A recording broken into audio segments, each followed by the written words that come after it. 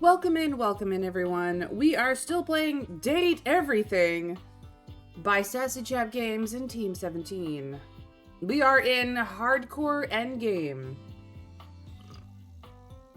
So let us get back to it, shall we? Let us go! Whoosh!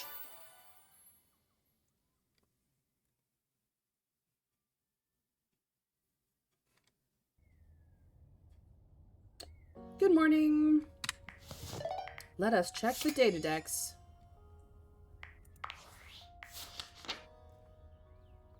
Alright, we're gonna go alphabetical.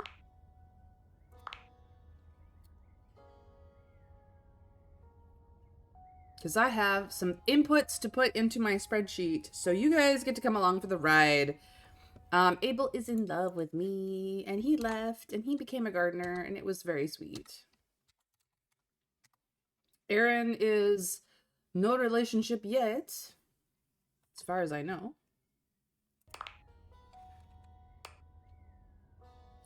Amir is in love. So we're just gonna do a little bit of spreadsheet stuff. He ran off and became a mega star of a soap opera and is loved for it. Arma is in love with us, and she became a National Forest Service person, which is pretty awesome. She needed something. Art is also in love with us, and he has yet to become anything because we do not have the smarts to let him run off into the world without us. So sad. Barry Styles became an international stylist, and he also is a FluTube makeup vlogger, also in love with us because I'm all about the love. I am a lover, not a fighter. Bathsheba is a bestie. That did not work out with us. I'm not surprised. She's a bit of a gossip girl. And she is still here because River and Winifred need her. She's trying to get them together, you see. And I will help her if I can. Bo ran off to become a summer camp counselor and is still in love with us, although she rarely comes to visit. Benoit is also in love with us, and she became an advocate for safe, unsafe sex, which I agree with. Safe, sane, consensual, you guys. Make sure there is enough condoms, lube, testing, and safety gear involved at all times. Whatever you're trying to do lacks in any of those things, you're not going to have a good time. Somebody could get hurt. Rack. Risk-aware, consensual kink. Yes. Always remember the rack. Anyway. Betty. She became a successful boudoir photographer, which is amazing. And also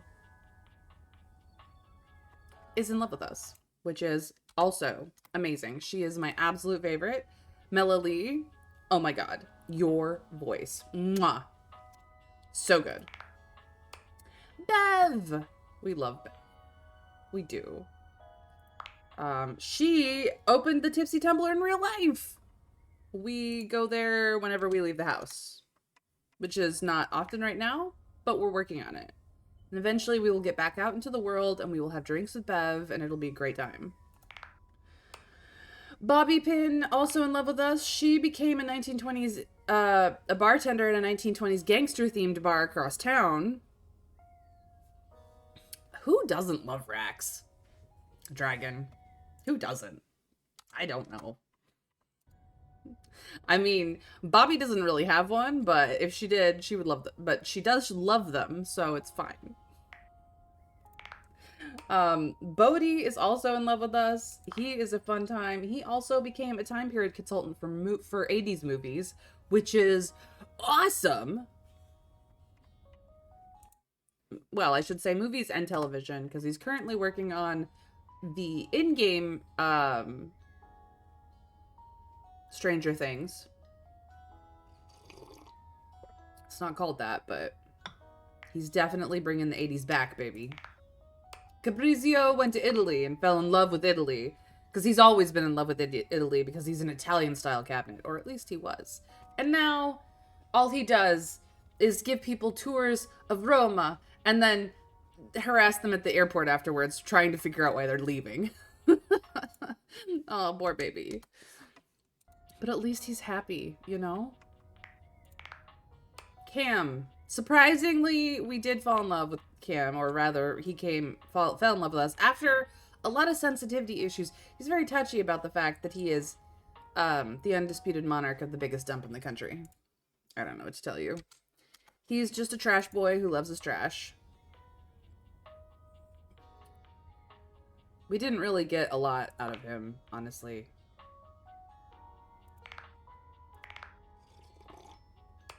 Captain Jacques is now taking guests on tours of the old pirate haunts in the Caribbean and living his best life. He wanted to steal from his passengers, but he learned that was not okay. But he's getting paid anyway, so he's fine. Thank you for the lurk, dragon. Enjoy your anime. We are in love with this captain, though. He's a pretty fun time. Celia.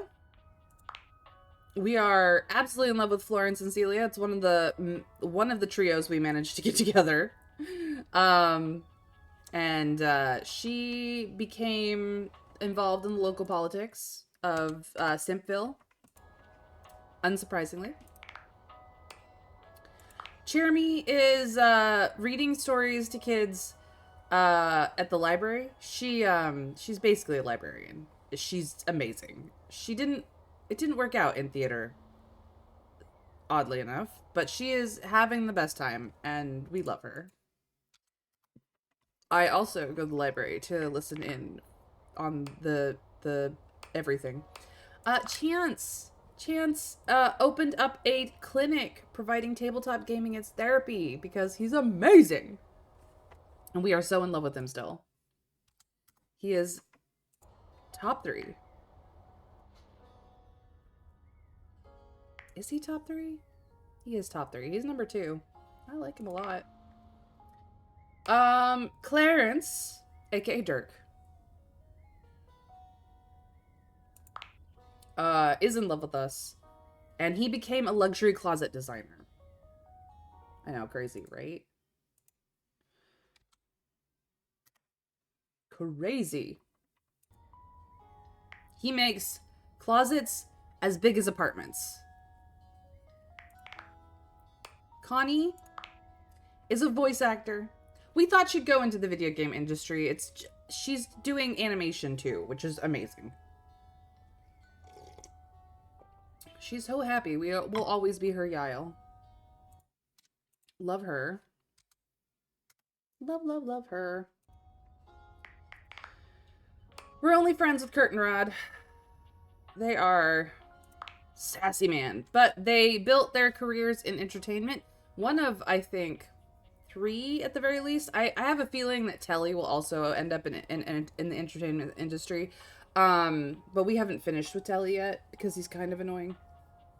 Anyways, one of them, they both went comedian until one of them retired from comedian into fashion design, I think, and the other one stayed a comedian. But we are just friends. Just friends.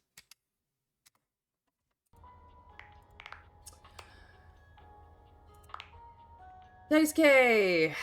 He became a live new model. And oh boy, is he beautiful. I mean, he tried it with the ceramics and the pottery making, and it just didn't work out for him. Being the model that people paint and sculpt, though, works out perfectly for him. Dante, we haven't finished with yet. Dasha is a love. She, of course, moved on to become a chef, and unfortunately is still heartbroken. So sad.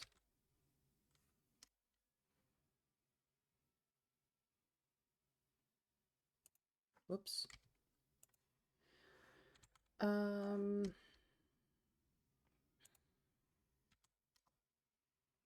All right.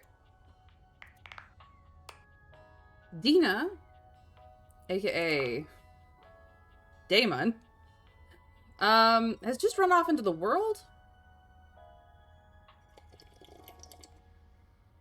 We have no idea what he's doing. He's just out there. Just out there.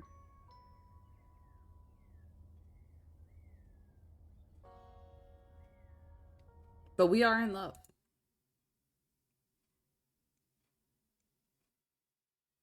Okay. Diana became a Metro Traffic Bureau control officer, which is awesome for her. She is living her best life and writing us about the stories that she has along the way. And we are absolutely in love with our dear diary. We are.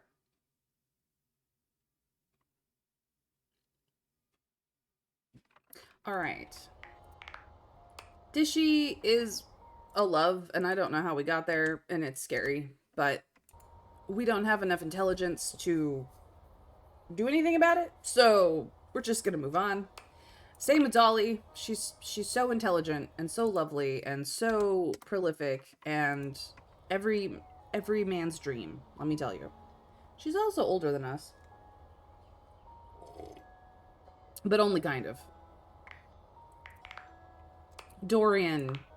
I could realize him. Like, I have all the stats. But I don't want to let him go yet because I enjoy running into him and him going, oof, so good. Just don't want... I mean, I was heartbroken when Betty left, and now Dorian wants to leave me too. I can't. So he's gonna have to wait. Doug, we got friend zoned so hard with Doug, but that's okay. We still got to enjoy Bone Town with him. He's a friends with benefits situationship, and then he's run off to become a yo-yo performer whose signature phrase is "You're gonna die. You're gonna fucking die, bitches," because that's apparently a thing that we do now. Drysdale, we got friend zoned with. I wasn't able to get him together with Washford, and it's so sad. They are so sad. He's now the pole dancing star of a venue called JoJo's Bizarre Adventure. But we did get friend zoned. I just couldn't figure it out. It's my bad. Dunk is a love, and he became a high school sports coach, which is not surprising to anybody who knows Dunk. Eddie and Volt. Ugh, Eddie and Volt. I was so unhappy when they left. Their storyline is one of the best ones. Oh my god. They became house flippers. They're so good. We have to love them forever. They became number 3. Not just Eddie or Volt. Both. It has to be both. Because technically it's a sort of Jekyll Hyde situation. Allison, welcome in. Maybe you can tempt him to come back from anime. It's lovely to see you, my dear. Vantina, she was intense. She is the world's first non-denominational cheerleader. She's very good at cheerleading. She's also batshit crazy, but that's okay. We still love her anyway. Faria, I'm working on.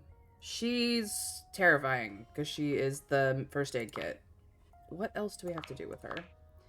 Let's see here. Speak with her, speak with her, speak with her. Okay. No idea. There's a lot to do, apparently. Ay. Florence is a love. She is one of the 2 trios we managed to get right. Her and Celia are involved in local politics. She's the assistant politician. And she's gorgeous. Love her bits. Freddie! He went to live in a log cabin in the Salty Mountains. You know, Bigfoot move over. Freddie is in town. Interesting. His voice actor is also named Fred. So that's 3 same name voice actors, which is awesome. But yeah, we love Freddie. He's a cool kid, all right. Or he calls us cool kid, but that's because that was what was on his thing. Friar Errol is just a friend because he's kind of intense. He works at a members-only wholesale store and extols the virtues of air fryers. They just kind of let him do his thing because talking him out of it was too hard, honestly. Ah, I miss her. She's fun. She's globetrotting and still globetrotting. I don't know how she's affording any of it. I I applied for the fifth. You're wrong country, dragon. I don't think you have a Fifth Amendment in your country. I mean, you probably have an equivalent to, but I don't think it's called the Fifth Amendment. Anyway, she's always there when we show up at an airport, which is pretty awesome. And also, we're in love with her. Hanks, they are complete adrenaline junkies to this day. And we are in love with them. We're hoping that Hank number 5 finally gets to have kids. Maybe with us, maybe with somebody else. I'm not fussed either way, honestly. So long as he's happy and I don't have to raise them, we're good. And Hank number 3 still wants, or I'm sorry, Hank number 4 in the back there still wants to be called Kevin as a nickname. Harper. I don't remember what she became. Fashion designer, maybe? She's, off in the world and has completely forgotten about us, which is fine. She doesn't like to be abandoned, so she abandoned us instead. Hector. Hector is needed for keys, and maybe I can realize him now, because Hector, he's number 4 on my list, just because I love his whole thing. He's so cute. I should have asked about that. Oh well. Next playthrough. Hoove is friend-zoned because he hated me at one point, and we patched it up, but only just. And I failed him. I failed to get all the stuff out of him, which would have made him feel better, and then I just failed him. But he's cool.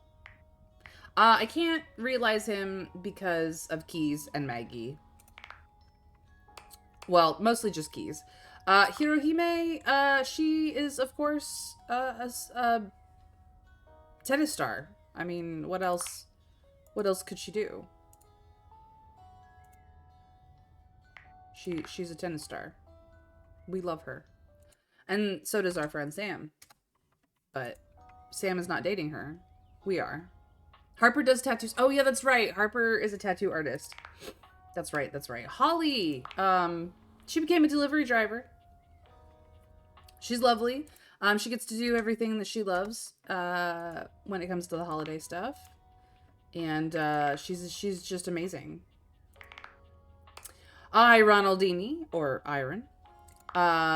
He became he tried to be a magician and it didn't work out for him because he's kind of mid.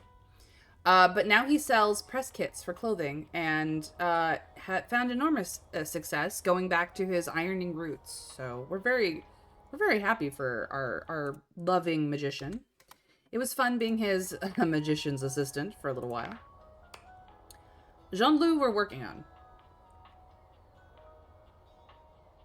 We're probably going to be friend-zoned, but we're working on him. He is a pain in the butt. Jerry! He discovered the world of model trains, and he is thriving and living his best life. We're happy for Jerry. He is a stinky man, though. Johnny Splash is the king of all Elvis impersonators. He's very good at it. He was disappointed to find out that is his lot in life, but he is actually enjoying himself, so it's fine. John Wick, aka Scandelabra, he is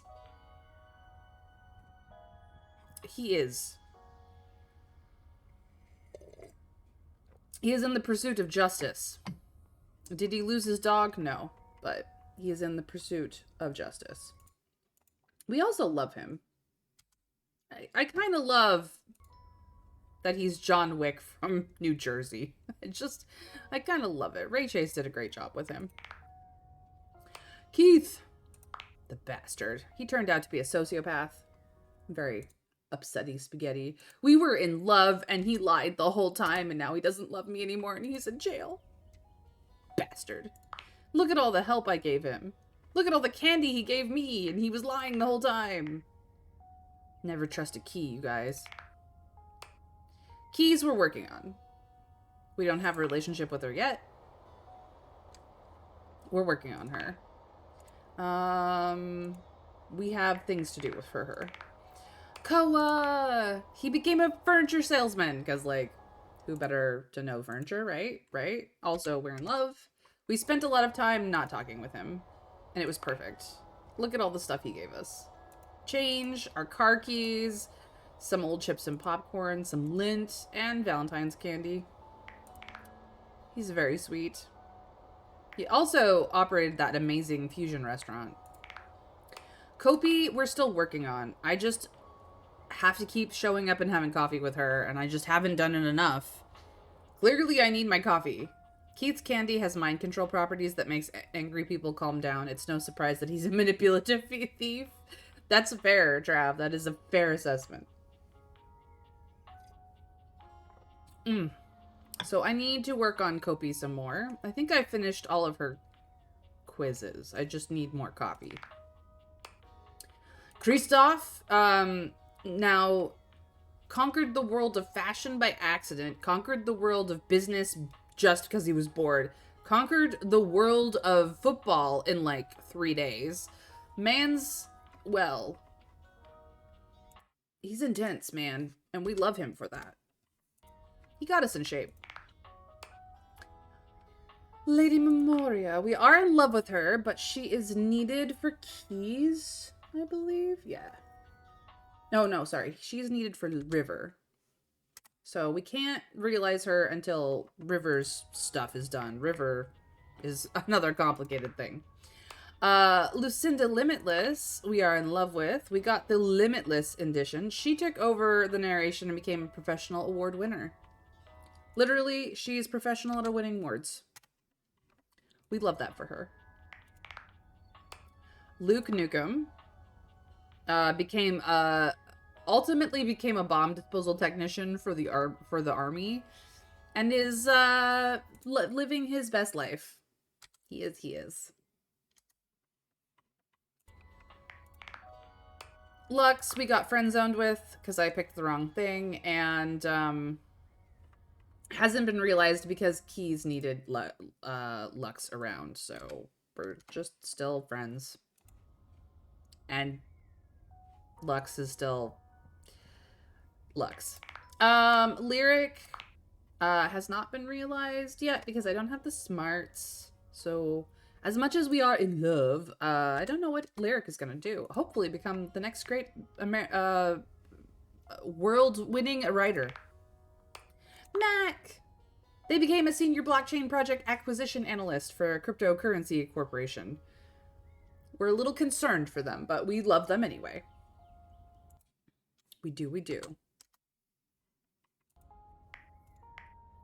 Maggie has not left because of not enough smarts. But we are friends. We kind of messed up with Sinclair and we got friend zoned for it. It's very sad. Mateo runs an organization that hunts down lost pets and their owners. They're a rescue group now, them and the Inanimals, which have all become animals, of course. We miss our little fuzzy family, honestly. They're the best cuddlers. But sadly, they're off in the world. Mikey has not been realized because I don't have the I don't have the intelligence for it yet. I'm just like 4 points shy. We got friend zoned because I wanted to be honorable about the polls. I got it all. I got a whole set. It's all good. Miranda ran off and became a rock star and is now selling out stadiums. I mean, what else was she going to do with her life? Music is her life, man. It's lovely. Michelin became a critic of food critics, of which Turnabout is fair play, man. He tried to be a food critic and it bombed. Well, no, actually, he was successful at that because he had plenty of experience. He tried to be a restaurateur, and that did not work out. So now he's a critic of food critics. Monique is friend zoned us, which is fine. I should have done more about savings. She's fabulous. She is now a pizza mogul selling $1 slices, pizza style. So, cool thing about Luke joining the army is that Travis is a big supporter of the military. I think his younger brother Carson was in the Marines. Yes. Is or was. Yes. He has his charity, his personal charity is a military charity as well. I don't remember precisely what it's called, but you can find it on the Crit Roll Foundation website. Is one of the major ones. Yeah, he comes from a military family essentially. I think his brother is the kid who decided to go into the military like family members before. So yeah, it's near and dear to his heart, and that's fair. Like, I don't have a problem with soldiers. I have a problem with the people in charge of them. Ay,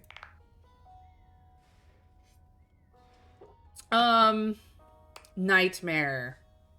She's just walking around as herself, living her best life, and she now does low budget horror films that she uploads for free because she's amazing. I can't watch any of them. They're all nightmare fuel, but we didn't get all of her dreams. We're gonna have to get them next time. Parker! He became a Little League umpire because he needed the rules, man. He needed the rules. He tried to be a game master, but that didn't work out for him. And also Chance is way better at it, but we do love him. We do love him. Penelope became a personal assistant to a high-powered CEO and totally hit her stride because that's what she's good at. Absolutely. It's wild that it's Amy Carrero doing her voice. I read that in 2016, Carson got into some big trouble with the law. I don't know anything. That could be the wrong Carson. There is another more famous Carson, Willingham, by the way. That's not Travis's brother. I do not believe that Travis's brother has much in the way of an online presence. So be careful what you read on the internet. I don't know. I know nothing. I hope it's all working out for the best. Obviously, Travis is doing his best. Phoenicia, our phone. Look at how fabulous she became. She became a painter. Like, look at her painting. It's so cute. And she becomes really good at it, which is lovely. We love that for her. We are also in love with her. I mean, how could you not be in love with her? She's amazing. Prissy became both a gorgeous plant and then a gorgeous person, and she became a Great Nations Park Service guide. So that's two people that we know in the Park Service. Just saying. Also, we love her.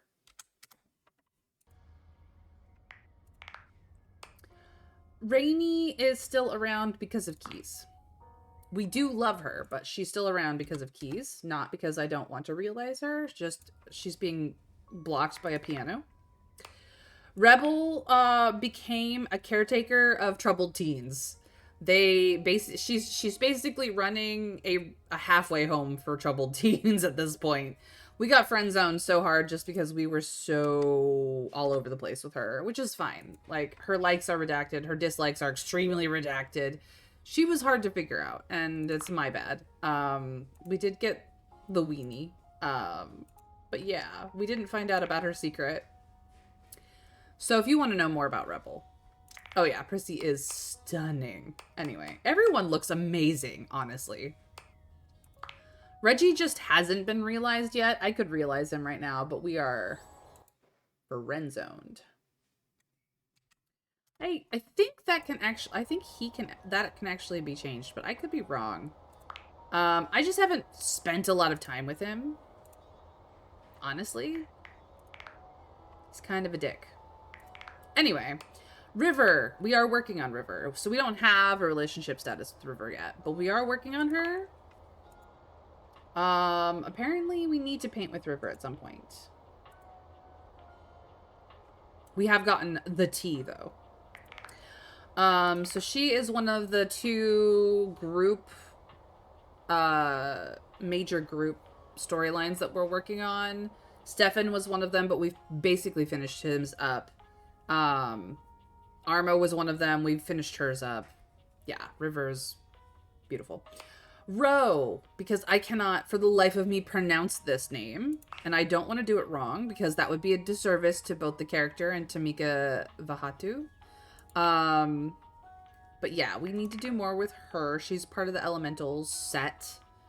So we're working on a relationship with her.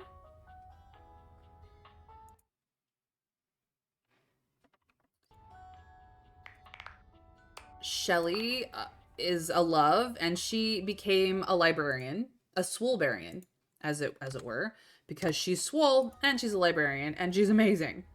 I don't know if her and Cherami are at the same library, but they're both basically librarians, which is awesome. Sinclair is a turtle now.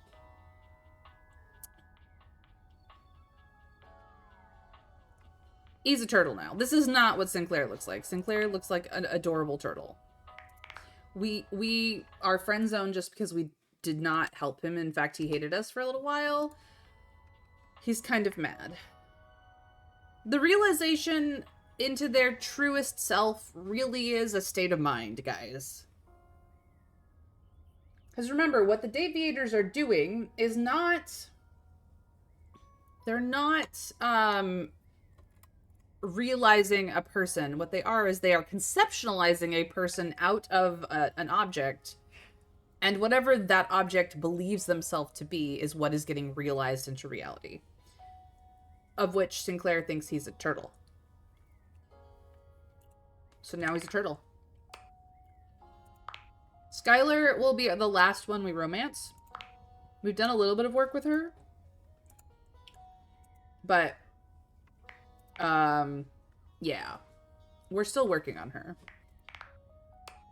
Sophia, she is an armored, well, she went for an armored truck driver job, and then she stole from the armored truck that she was driving. She's amazing. I love her. Like, literally, we are in love. We are in love. So good. Stefan, we are in love with. I haven't realized him yet. I want to get the rest of his foods. I don't think I will get this one because I don't know what storyline we're supposed to have popcorn in. Probably one of Cherubi's and she's gone. So I just want the main meal. And then we will realize his butt into the world. So we have to cook together. But his plot is basically done. Stella is a friend because we did not let her stick with Airway. She also became a video game streamer just like me, so girl, I wanna follow you and watch your streams. I do. But she is an entrepreneur, and that's gorgeous. I love her outfit. I love her outfit. Like, I want this in real life, you guys. It's so gorgeous. Stepford! He got second place, so we got friend zoned. We at least didn't get third, but we did get Doug's medal. Because Doug. Because Doug. Do we know why? No. Teddy, I got friend-zoned because I didn't ask for enough bedtime stories, so I missed out on all of this. So if you want to see Teddy's bedtime stories, well, this is what you're in for. He looks amazing. But yeah, we are just friends. He became a call-in advice host at a local television station for a while, and then he moved on from that and just kind of hangs out at a coffee shop. Because you got Doug points, of course. Oh, of course. Of course.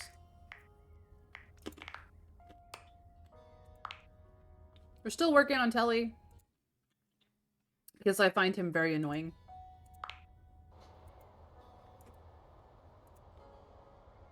Ask to see a tight end. Watch public act. I tried. He wouldn't let me. He has issues with volume control. Absolutely. Isaac Robinson Smith is doing an amazing job with Telly. Don't get it wrong. But not my bag. Like, the design is amazing. The voice acting is on point. He reminds me of Rudy Rod from that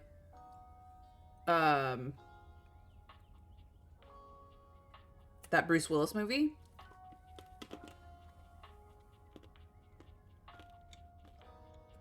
But he just drives me nuts. Yes, Fifth Element. I don't know why I was blanking that. I love that movie. Textbox Chan we've talked to once. We have a lot to do with Textbox Chan. Same for the Sassy Chap. I know where to find them. I just haven't done it. Timothy, we got friend-zoned, and I'm fine with that. Timothy is weird. Then my next playthrough in this game, I'm going to make Timothy so mad. So mad. So mad. And then I'm gonna get these things. Yeah. Tina! I failed her. That's why we're friends. I failed to get her and Tony together because I didn't realize that Tony was the other part of her triangle with the three of us. I am going to do so many crazy things with them next time. As for Tony, we are in love. Tony, Tina, and me are going to be a thing next time. Not this time, but definitely next time. He is also, they both went into entertainment. He has a TV series called Fix It Tone. And Tina became one of reality TV's greatest villains of all time. Oh boy. Titus became like the main actor at the Round Table, which is a Battle and Burgundy club. It's essentially, I mean, we're friends because I did not win at Boulder Parchment Shears, basically. Sorry, Stone Shears Parchment. No, Boulder Parchment Shears, you guys. But yeah, she's amazing. And look at her outfit, Winter Fairy. Look at that. It's so stunning.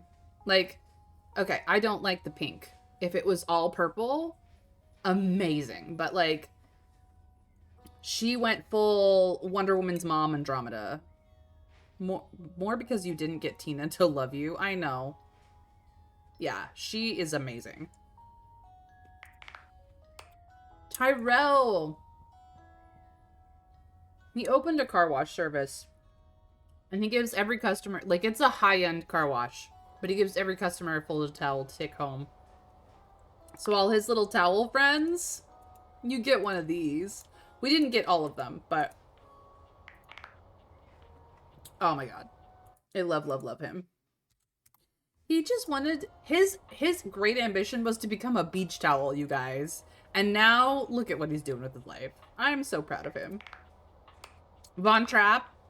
We're friends, which I'm fine with because honestly. But, like, I gave him a stuffed rat. Not a dead one, just a stuffed one. Because he's cute. But he's not that cute. I'm happy with the friend zone, honestly. He's an adorable character. He's very, I don't know, Brooklyn, Boston, something like that. Wallace! I did not nearly enough with Wallace. I bombed at that. I just, like, sped run Wallace. I couldn't even understand what he became. He became a crossing guard. I should have just looked here. He became a crossing guard, you guys. Oh, I love him. Wall. I know, man. Wall. I did fall in love with Washford. I couldn't get him back together with Drysdale, and I feel really bad about that because they are miserable without each other. He lives alone in a cabin surrounded by books. He reads and he writes, and that's all he does. And as much as I love him, he has decided to be alone and lonely, and it makes me so sad. Willie! I got friend-zoned with Willie, which is fine. She's a little intense. She ended up working at Valdivian as a paid consultant, which is fair play to her, because I literally ripped her out of the world. She is my work, Willie work. Mobile wall. I did say something between people at Traffic. Yes, he is a mobile wall. Winifred we're still working on, and clearly her and River get together, so I will attempt to see if I can get that to happen. We're still working on her, though. We have not really talked to her. She's part of the Elemental set. We're working on it. Wyndlin, became a gossip influencer. Are we surprised? No. But we do love her. I do hope that she gets to have the family she always wanted. I really hope that for her. Uh-oh, I got a bot. Hello, bot. Goodbye, bot.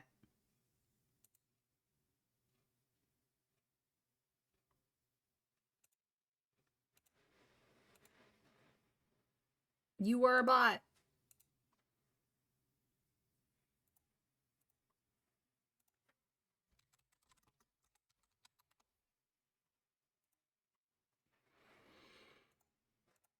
I don't get them often, but when I do, goodbye.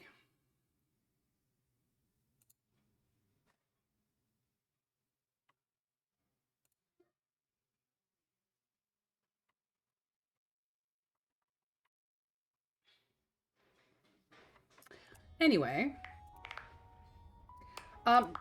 Shadow Lord 420, aka Skips, Shadley. He became a local theater troupe's lighting operator, which I think is amazing for him. I didn't get the hate ending, because, no. Absolutely not. Look at how cute little emo boy he is. Oh, I love him. He reminds me of Dis from I Was a Teenage Exocolonist. Absolutely. And then Zoe, our resident ghost, who we are in love with. We got all of her things.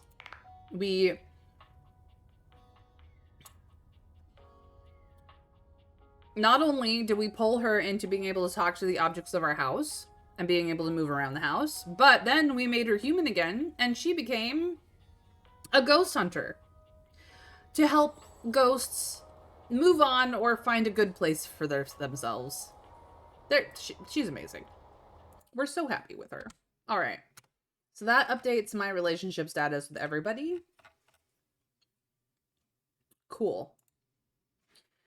My spreadsheet is updated. And now I can focus on what I need to get back to. So, with all of that in mind, let's get back to it, shall we? I'm gonna go talk to Stefan. And then we're gonna go talk to Winifred. Because I feel like if we go any further with River without talking to Winifred, it's going to be sad days. So let's see if we can't make this happen, guys.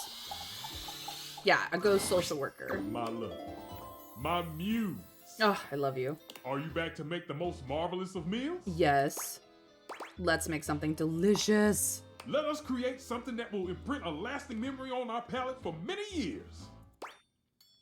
As long as it has love, it'll be great. That's the secret ingredient. It truly is, guys. Now, what do we make? Main course.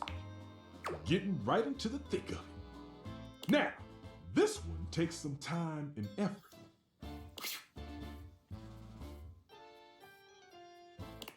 But with a steady hand and experience, you can have your very own tender and succulent beef Wellington. You've never had beef Wellington. It is actually amazing.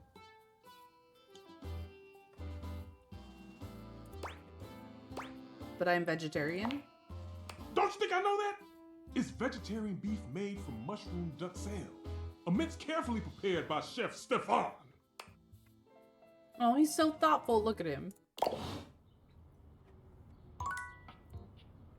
So thoughtful. So I think that is...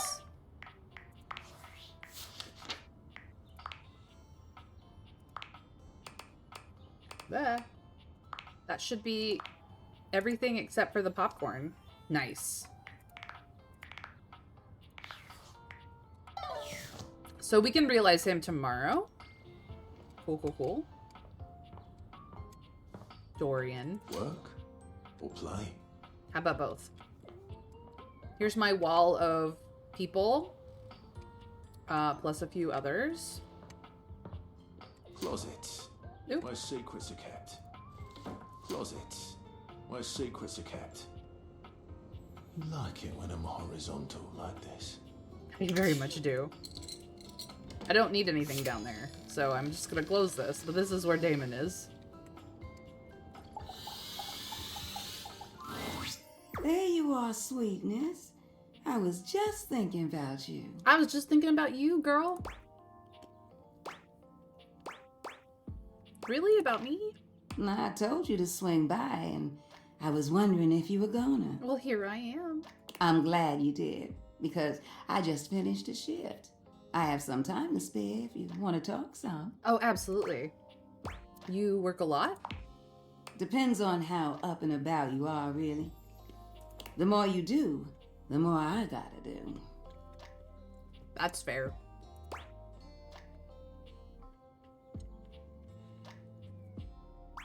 Oh no, I didn't know it was my fault. Ain't nothing nobody's fault. It's the kind of thing I love. I sit in here and I make sure everyone who needs some steamy attention gets it. Aw. It's what I'm here to do.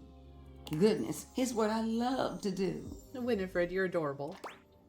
How long have you been doing it? Is this your sly way of asking how old I am? See, where I'm from, it's not polite to do that. She's a little southern. Although, moving around by what people thought was polite and correct never really suited me anyway. Let's just say, I remember all the folks who stayed here before you. Wow.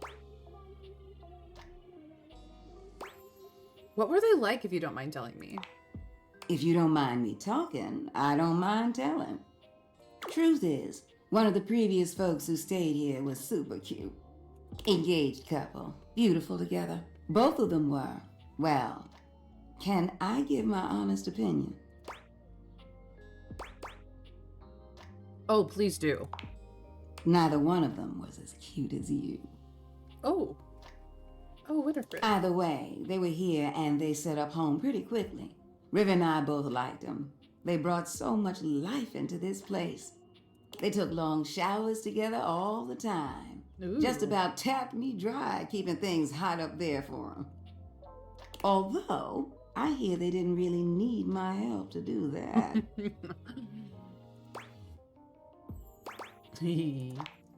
Oh yeah, you picking up what I'm saying. I'm picking up what you're saying, girl. But they used to throw these big parties too. Family was always over, and every now and then, they had this little kid who would come play hide and seek. Their favorite hiding spot was in here with me, so I would just hum to them. I think they found being next to me safe. Aw. Most kids are terrified by the water heater. That's really cute, actually. I miss that little kid sometimes. I'm sure that little kid misses you. Something happened to them? What? No. The couple just moved out eventually. You think about them often? Now, when did this story become about me? You don't need to worry yourself about who I do and don't be missing. The past is the past, sweetheart. I don't live in that place. But nostalgia is so nice. You don't make it as long as I have dwelling. You sure do remember a lot of the past, though. There's a difference between knowing your history and living in it. Ooh, she makes a very good point. Because half the reason people get stuck in their head, in their cycles, in their crazy, as it were, is because your brain gets stuck in the event of your trauma. Whatever the trauma is. It doesn't have to be like traumatic car crash or anything. You can be traumatized by any difficult experience that you have a hard time overcoming because your brain is constantly caught in the experience of the cycle of that memory over and over and over again.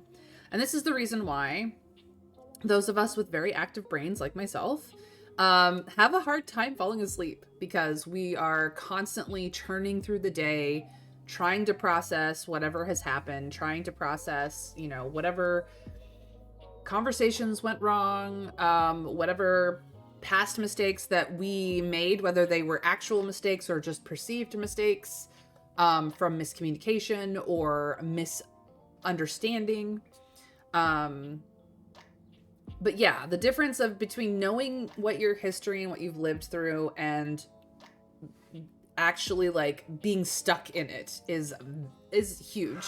It took me years to come to that realization personally, and I'm not perfect at it by any means. I still get caught up in my day-to-day. I still have arguments with myself about things that aren't happening, aren't real, are just literally perceived, or are just rehashing memories of an uncomfortable situation I was in. For example, I am not the skinniest of people.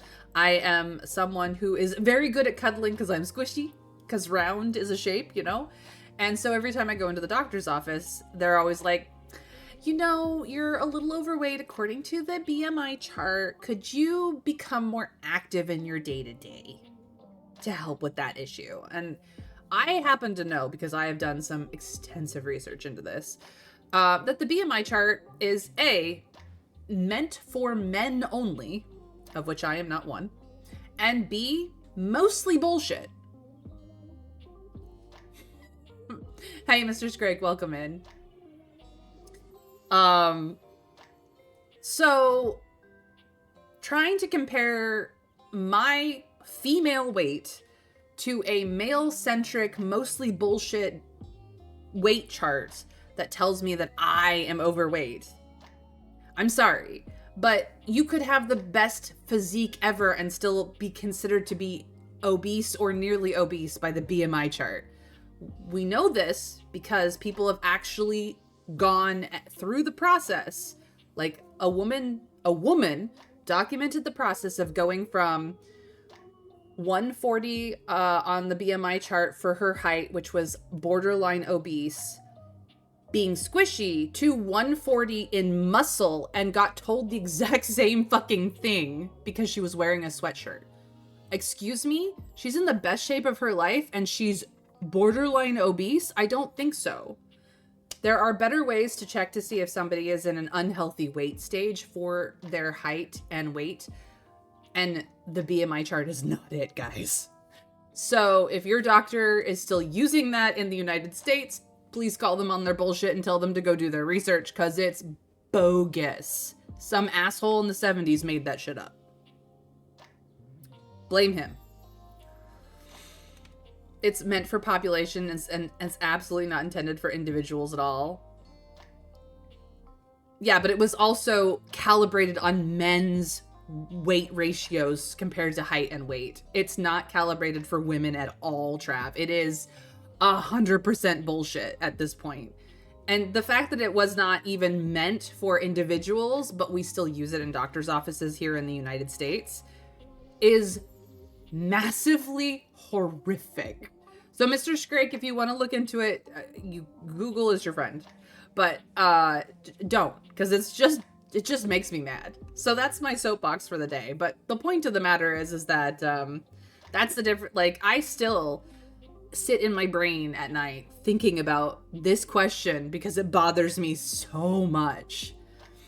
And that is an example, for a personal example, of how the difference between knowing your history and being stuck in it is a vast thing.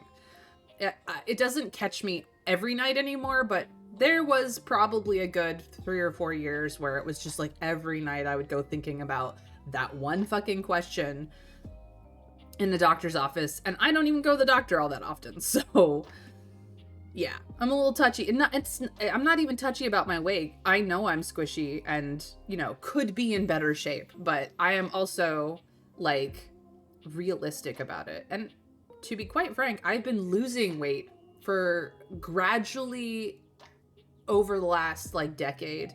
I'm probably, like, a good 50 pounds lighter than I was a decade ago, which isn't a lot, but, like, dropping weight really fast can be a problem too. So yeah, US healthcare be like crazy, man. It's easy. They use it. It's completely absurd. And yes, muscle weighs more than fat, so it's even less useful than you'd imagine, but the intended use is to track population trends across time. Yeah, and then they decided to use it for individuals in doctor's offices. It's ridiculous.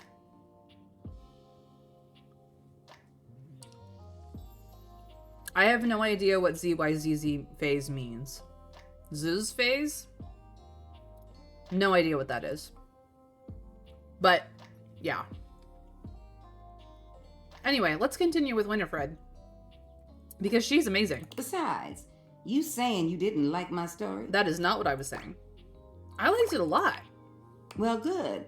I enjoyed telling it. Good. I enjoyed listening to it. Which reminds me of this one time where... Now, you know what? I'ma wait for that one. I have to wait? Aw. You want to hear more? You gotta come back. Fair, girl. Besides, it's time I check in on my boy Washford. Well, you could, except I realized it. I'm in love with Washford. Oh, sweetheart. He's just one of the hunkiest hunks that ever did hunk, isn't he? Oh, absolutely. And you may be together, but the way he calls out to me when he needs some of what I got, it's enough to get me bubbling. I don't blame you. Oh, you are one lucky human. I am. I was told 2 years ago by the doctor I went to at the time that if I didn't lose 15 pounds by my next appointment, he didn't want to see me until I did. Well, I couldn't. I tried, but I couldn't, so I never went back to that doctor. I don't blame you, Winter Fairy. You don't need his bullshit. Because even if you had managed to lose the 15 pounds in 6 months to a year, you wheeled him into this house. he would have told you that you're still overweight. So, what an asshole.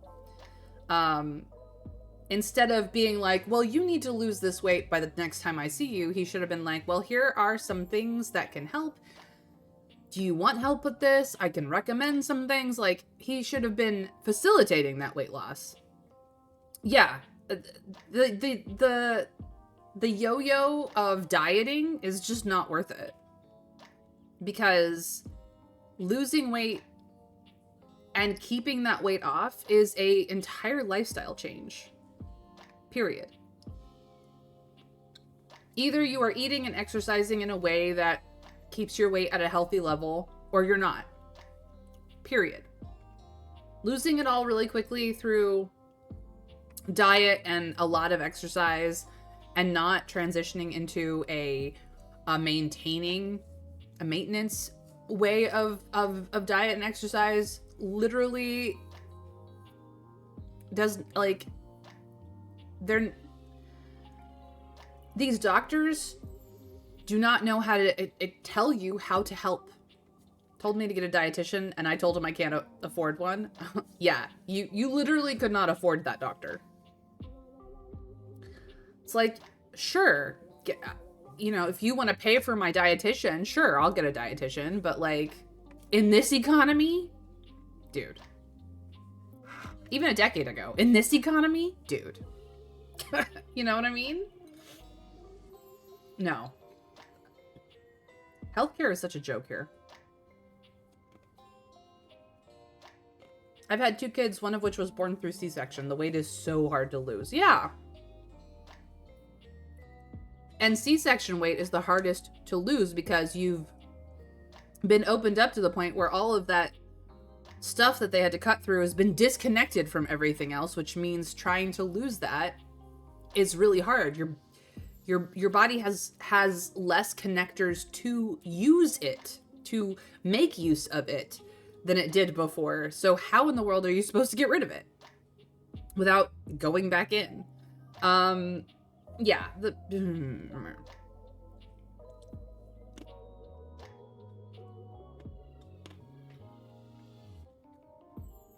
I don't even know why some people go to be a doctor, to be honest, if they cannot understand that being a doctor is absolutely about taking care of people, not lining their own pockets.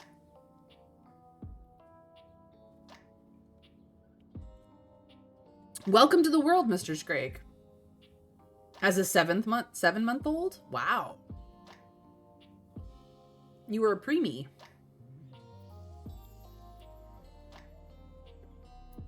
Secret tunnel. Yeah, exactly. Hey, stage partner's cute. And maybe he's your kind of cute. But Washford. I am right there with you, Winifred. Winifred fans herself with one hand, beginning to lose herself in her own fantasy. Absolutely. Ooh, I wouldn't mind going through a couple of cycles with him if you're sharing. Ooh, I think I said too much. No, girl, I would totally share. Well, I think we better wrap this up for now. I got a social call to make. Oh, you were a chonker? That's cute. You just grew fast, huh? No wonder you got so smart. You got a big brain. Thank you for listening to me spout about nonsense. But listen, I got more stories for you if you ever want to hear them. I'll see you around, Whoop. sweetheart. Click too fast. Whoopsies. But I will absolutely come back. Winifred is fun. No wonder her and Bathsheba get along. They're both gossips. Okay. Hold on.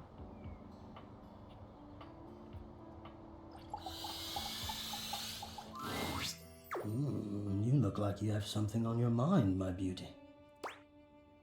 Yeah, Keith says she needs the temperature and exact degree for her to play. Ha! Of course she did. 20 degrees, could you imagine? Actually, I think she meant Celsius. What? The nerve. Are you going to be able to help? Perhaps. I have a converter around here somewhere. But still, she needs to treat us lowly objects a little less like a baroness. Now then, what was I going to say before this interruption?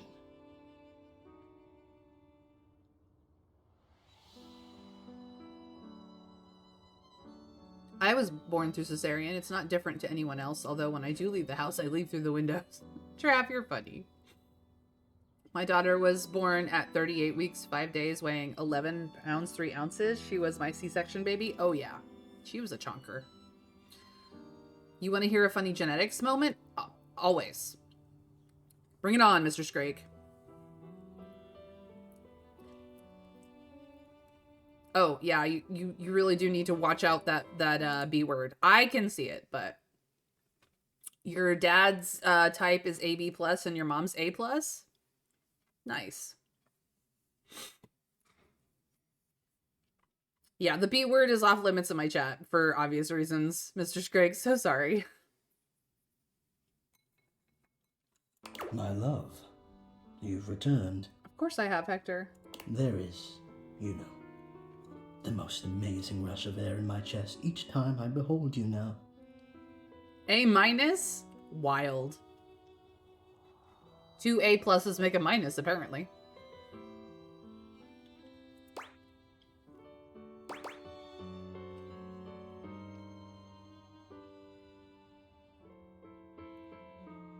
Of course I've returned. To be spoken to like this. What can I say? You inspire me. Aww. You are like breathing freedom. I just want a serious hard hands him right back.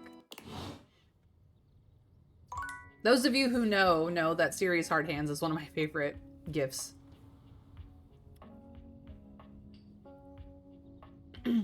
Now see, I know my type, but I do not know my kids' types yet. The doctor's never told me, so now I gotta figure out how to get that done. It's actually just a very simple test, Winter Fairy.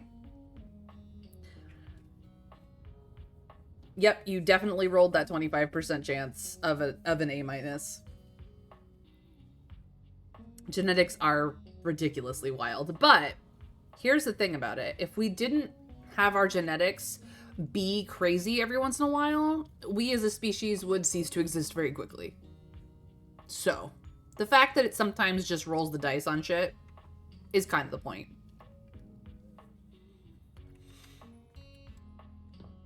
Oh, I love this. Okay, so we've talked to Hector. We need to talk to River again. We also need to talk to Dante. But actually, I'm gonna...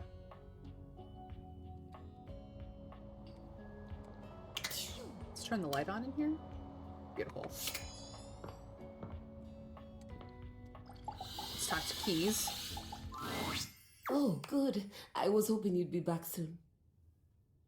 Yes. Doug has realized he does yo-yos now. Any progress on my rider? Lots of progress. They've done everything I've asked?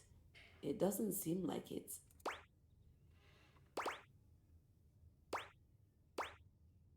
They are working on it. I know that tone of voice. Professional, but hiding dark undertones between those ellipses. You know, this is just like the time I got the lead part in La Vedova, and all the woodwinds pretended they were congested just to take away from my moment. Professional jealousy. That's what this is.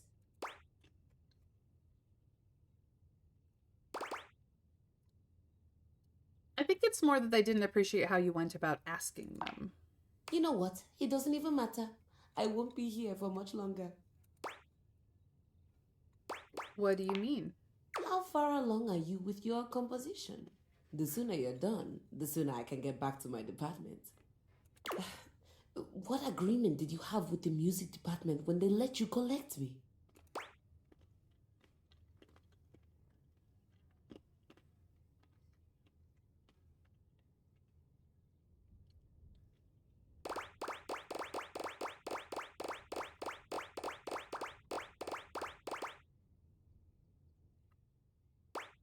Big agreements, the best agreement. Everyone loves our agreements. What on earth? My understanding was that they loaned me out to an emerging composer in the theater department, you, to be returned at the completion of your project.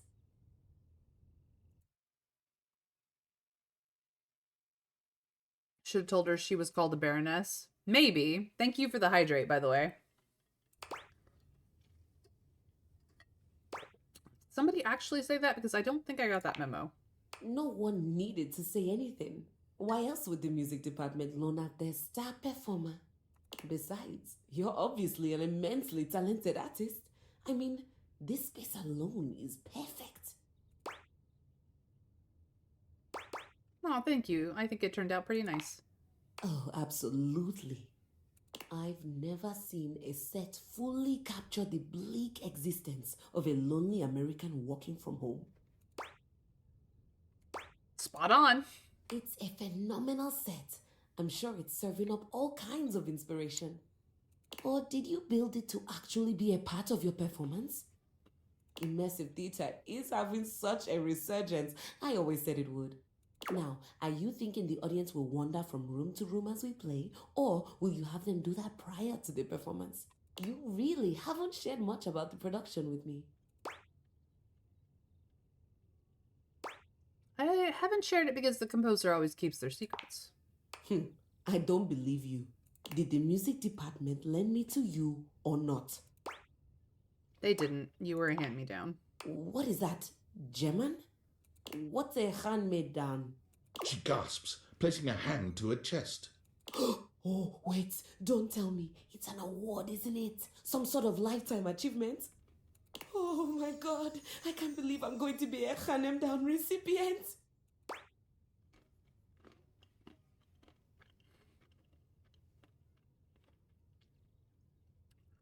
Seems that Keys lives in her own world. Which is very sad.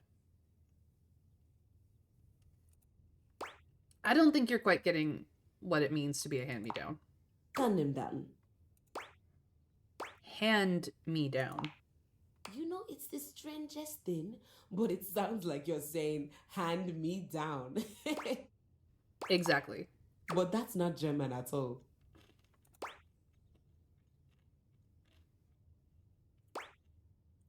Exactly. I'm so confused. A hand-me-down is an item that, after a period of extended use, gets passed on to someone else so that they can use it as well. Keys stares at you, unblinking and silent. You can almost see the gears turning inside her head.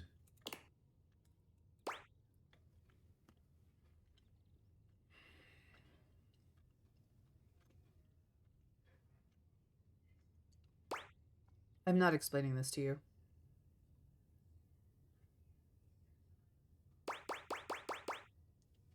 Alright, imagine you're a piece of gum. See, I wouldn't go with the gum metaphor. Personally. Because, put in that light, hand-me-down is terrible. Howsoever, I have been the recipient of many hand-me-down clothes, which I loved and adored for many years after they were handed down to me. And then, some of those clothes were passed on to my siblings, who enjoyed them when they were handed down to them. And granted, fashion has taken a turn for the worst, and now fast fashion is all you'll find, and so they don't last long enough to hand them down to anyone anymore. But I'm not explaining this to you. All right, you don't have to be a composer. Perhaps you're a wealthy connoisseur of the arts?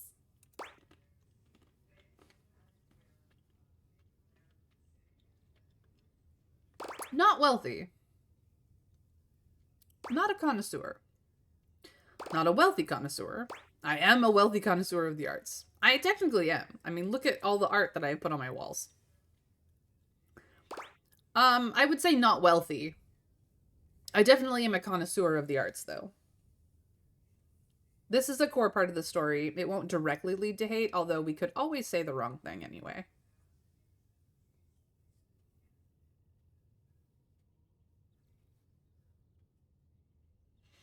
Not wealthy. So, what you're telling me is that not only did I get handed down without my knowledge, I also have no job, no musical prospects, no financial prospects. You're not a composer, and this is my home now. In a nutshell. Keys gives you a pleasant smile. Fantastic. Would you please excuse me? I'm going to go scream in the highest octave I can manage. Be ready to cover your ears in 3, 2, 1. Ah, we don't get the scream. Okay. I mean fair, Keys. Lux, why did you turn off? I turned you on. Crazy, crazy light. Okay. Let's talk to Dante. I would like to talk to Dante. Well, well, well. The enigmatic Ember returns for another lesson. Not that I need it at this point, but yes. You ready? I'm so stoked. Nice. Willem, was that you? Yeah, exactly. We're gonna stick with getting to know you, but it's time for a new kind of icebreaker. As you might know, ice sucks, so we gotta break it. First off, what's the worst way to get someone's attention?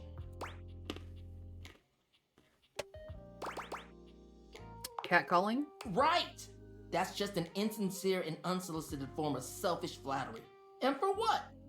Someone who does that isn't trying to get to know you, they're just being a creep. Absolutely. Now, that isn't to say I have never lovingly and jokingly catcalled my friends. But first of all, they knew I was their friend. Second of all, they knew it was only in jest to be funny, not very sincere, and absolutely as a joke. And third of all, I would never ever catcall somebody in real life. Because, ew. I mean, granted, I haven't been catcalled since I was a teenager, but still. Ew. It was gross then, it's gross now, it's still gross. Let's just be a little bit more sincere, shall we? So the real question is, how do you start a conversation with someone you don't know in a respectful way that also shows you might be interested in them and hopefully makes them interested in you? Exactly, Winter Fairy. Like, for example, if I catcalled Winter Fairy, she would know that I knew that we were just joking around and being silly. And that as much as I think that all of my friends are sexy, amazing people, that we're just having funsies. That is the only time that a catcall is in any way, shape, or form even slightly acceptable. Nice boots, what a fuck. Exactly. Exactly. It's for funsies between friends, guys, and nowhere else. Tricky, right? It is That's tricky. what we're gonna explore today.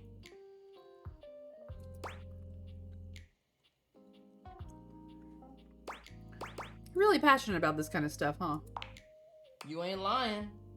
I am fire after all. A flaming hot, hopeless romantic. The best kind. You know what I've seen? How many proposals I've warmed? First date flirting in the living room, Valdiva flicks and chills, wine night cuddle sessions, bearskin rug rubdowns. All of that sounds amazing. Let's just say I've done my research on this sort of thing. And not to mention, well, I'd like to be in love one day. I would very much like you to be in love with me, specifically. Anyway, I know about fiery connections. That's why I can help you. But nothing can happen without the icebreaker. And the icebreaker is observation and interest. Observations. Right. It might seem basic, but first you gotta notice them. But not just that. You can't be like, oh, they're hot, I'm gonna go talk to them. Nah, yo, you gotta really take them in. What's their demeanor? How do they look? Are they with someone? All that and more. Blackhawk, thank you for coming in. How you doing, Hawk? And thank you for the hydrate.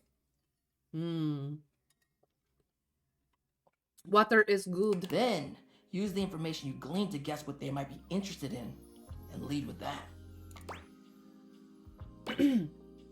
Whoa.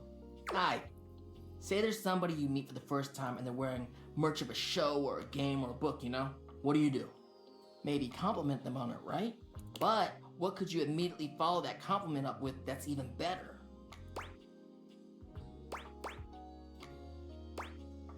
Ask them who their favorite character is. Telling them your favorite episode is a little bit coming on too strong. Quiz them about what they know about the series is a way over the line. You're chilling at home? That's awesome. Look, I read fluent typo. Hawk, you're good. You're very good. If I am confused about typo, I do ask. Like, half the people in chat are not even English as their first language, so you're good. Show an interest, don't push your own opinion or gatekeep them. Yeah, absolutely. These two are the wrong answer. Now, telling them your favorite episode after they've asked for it, absolutely okay. Geek out a bit. But until they've asked what your favorite episode is, you do not tell them. You ask them who their favorite character is, and you move on with life. That's a good one. Smile, gently ease into the topic, and you can build a great rapport with them really quickly. So, you learn about, or even better, share in their interest. Make them excited about it. Start that connection by talking with them about what brings them the most joy. What better way to build a friendship? Nice. That makes a lot of sense. Dope. You get it then. You gotta communicate, you feel me? And let me tell you, friendship is the first step to getting into a relationship with anyone. Because, first of all, you have to be friends with yourself to love yourself. And second of all, you have to be friends with other people to learn how to love them too. I have never once in my life ever had a problem picking someone up. Why? Because I become their friend. I know what they like, I know what they dislike, I know what quirks that I will have to live with for the rest of our lives. And at that point, relationship status is possible. I am English-ish. I just type too fast. Yeah, no, your brain is going 1,000 miles a minute and your fingers can't keep up. I totally get it. I don't think that Tony would agree with all of this. Yes, but we know for a fact, Trav, that Tony is oblivious to, like, we had to tell him that we're in love with him so that he could go, oh yeah, I love you back. He's kind of an oblivious boy. He means well, but he's oblivious. It's fine. Great talk show host, though. Very charismatic. Oblivious. Let's go to phase 2. Alright, so you made it past the icebreaker. Now you're vibing a little. They mentioned they're going to a concert of one of your favorite bands. What do you say next? Hubby and I were friends in high school for a year before he asked me out. Then we broke up and took a 10-year break, while still being friends before we got back together. We've been together 12 and a half years now, married for 2 of those years. See? Perfectly reasonable. And the timing just wasn't right. You guys were friends in high school. Nobody knows who they are in high school. So you guys took a break, grew up a little bit, figured out what you wanted, found out that you guys actually had enough in common to be totally in love with each other again, and then here you are, 2 years and 2 kids later. I know, her and her hubby are so cute.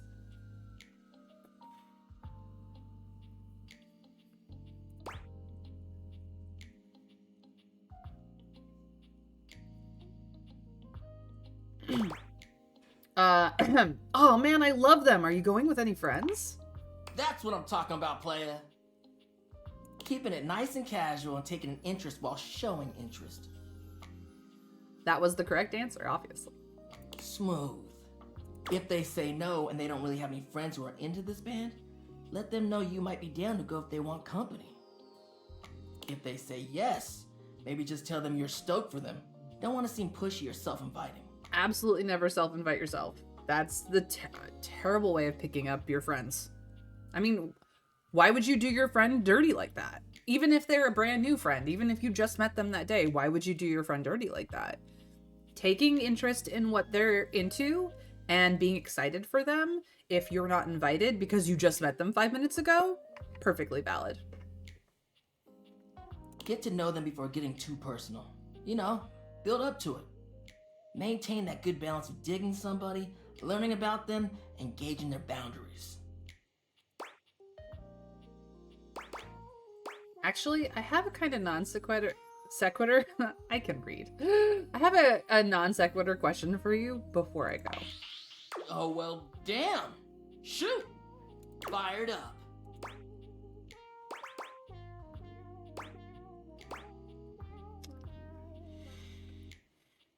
What aspect of love do you think is most important in life?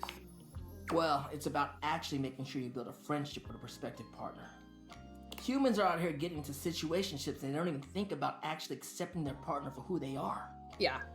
Like, friends with benefits is all well and good. Having, you know, we're just horny moment, one-time affair thing is fine. But, like, to actually have a long-lasting relationship, you actually kind of have to like the human you're hanging out with.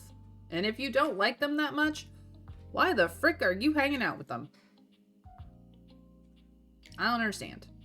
Like, I know that we have those acquaintance friendships that you guys are running in the same circles and maybe you don't get along with everything, but you get along with enough things that it's fine. You don't have to be that close to them, but like, if you're going to share your life with somebody, or even just share intimacies with somebody, why are you doing it with somebody you don't like? Sex had better be freaking fantastic. That's all I'm saying. Like, no. You ain't gonna change a person to your whims just because you think they're hot and want them. Yeah, changing people is not the way to go. You don't get to change how they are to suit you. Don't try to just make someone into something they aren't. Yeah. You need to be able to be vulnerable with your partner. Even though your attraction is often what leads us to talk to someone for the first time, it only goes so far.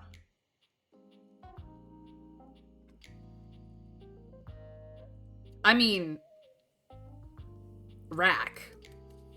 But, you know, make sure that you have enough condoms, enough lube, and enough safety equipment there, Winter Fairy. Condoms are a safety equipment. And I put them in their own category because it's really, really important. But yeah. I do hope that the adoption goes through. Caleb deserves the best. And your hubby is a big dork and it's cute.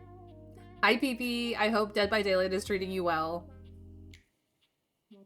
Yeah, see? Hawk knows. You gotta be friends. Gotta be friends. Like, it's gotta be mutual. Otherwise, why the heck are you together? I am not judging. I am just saying. People change, shit happens, life goes on. But still. If you want a long-lasting relationship that is sexy and mutually fulfilling, it's about the personal trust you build with them based off your mutual friendship. Absolutely. This is 100% the reason why I have a pretty good success rate even with a divorce. And the divorce was like, I married that man for all the right reasons and then I divorced him for all the right reasons because we had both changed as people. And he became somebody else. Granted, that was mostly the alcoholism, but he became somebody else. And so we have both moved on. And you're really great with your kids, Hawk, so as long as you love your kids, you and your ex will figure it out. That, to me, is the most important thing. Thanks for speaking from the heart, Dante. You mean hearth? Aw, you're cute. Thanks for the chat. I'll see you at the next lesson, huh? Yeah, I could have used his lessons earlier, but you know how it be. Alright, we have run out of the energies. We must go and... Exactly, Dorian. That is why you still haven't been realized yet, because... Sweet dreams. Sweet dreams. Because of that. Good night. Good morning. Alright. This door still needs to be open. Coming or going? Coming or going? Because we still need to realize Bathsheba and Jean-Loup.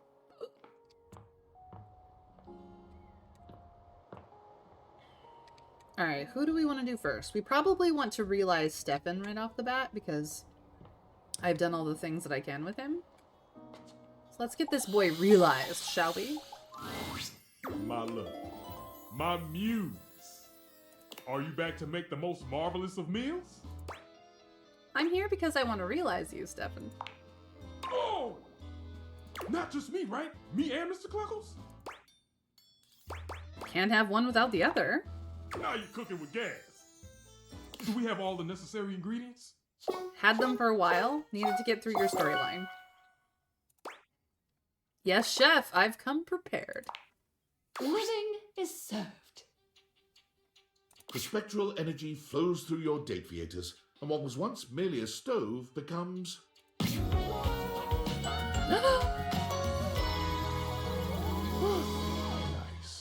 It's Stefan Ferrari.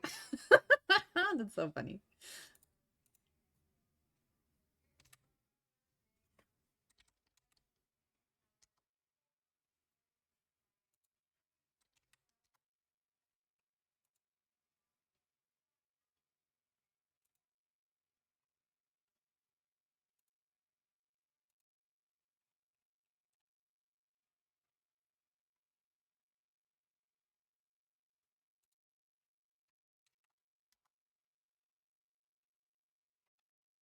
Sorry. Stefan looks down at his body, then at each of his hands in turn.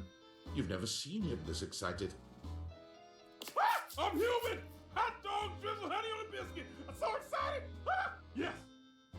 Mr. Cluckles, now a bizarre combination of man and chicken, skitters across the tile, nearly colliding with Stefan as he tries to get the hang of his new legs.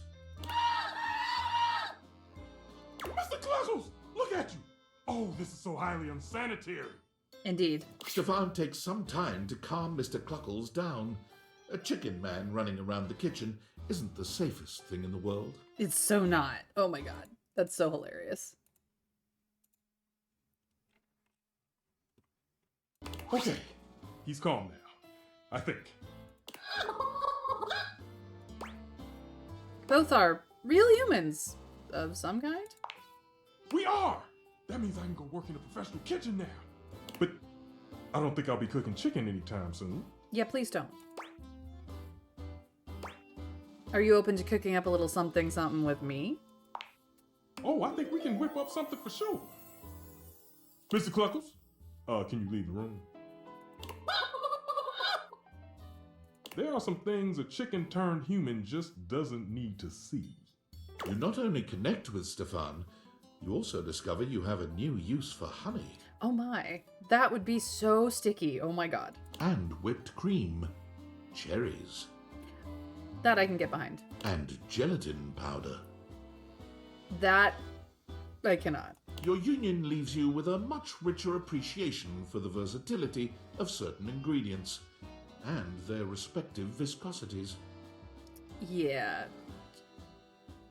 No. Stefan and Mr. Cluckles strike out on their own, after a quick fix from Skylar to make Mr. Cluckles a proper chicken. Yeah, thanks, Skylar. I don't think Mr. Cluckles was ready to be a human chicken. I hope it's Jello shots, Hawk, because oh boy. However, they quickly find that the real world has its own difficulties. Now a human who can burn himself, Stefan's cavalier attitude around a real stove results in far too many accidents. Oh boy, buddy. Damn, those things are hot. Yeah, they are. Remembering the joy he felt in creating sushi, Stefan and Mr. Cluckles move to a small island off the coast of Japan, where he submits himself to rigorous tutelage under a great sushi master. Stefan has relearned everything he ever knew about food. He purchases a small hut off the coast, determined to search out and serve only the freshest seafood. Let's go. Oh, I'm seeing a big one down there, Mr. Cluckles. With Stefan's dedication and Mr. Cluckles' remarkable aquiline diving capability, their unassuming hut becomes a mecca for perfect sushi. What can he say except you're welcome? Oh, we're really in it now. 75 realized datables.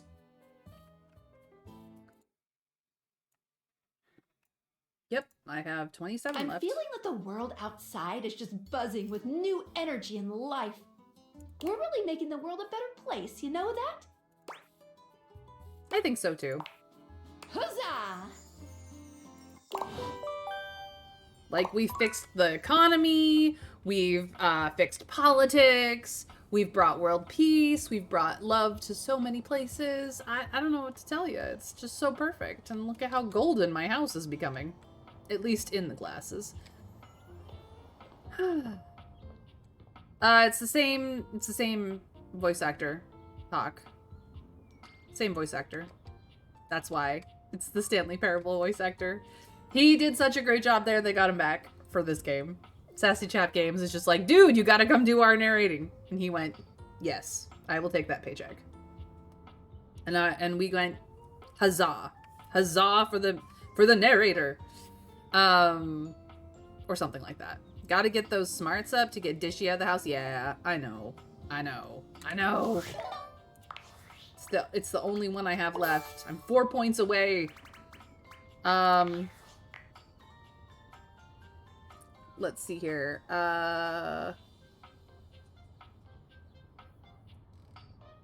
Faria is smarts, as is Keys. So finishing either or will get me the smarts I need.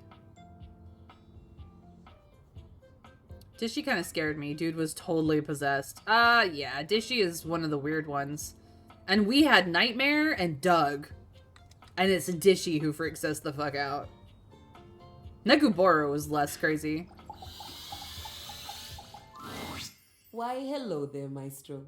Hi, Keys. Keys, are you doing okay? Yes, perfectly fine now. I've decided that I will be writing my own music instead. There's no reason for me to waste away in obscurity just because I was forcibly retired. I'm equipped, I have the training, and I have the discipline. Why shouldn't it be me? I've decided to channel my rage into a program piece. I'm calling it Keys Piano Sonata No. 1 in D minor, Capriccio Infernal.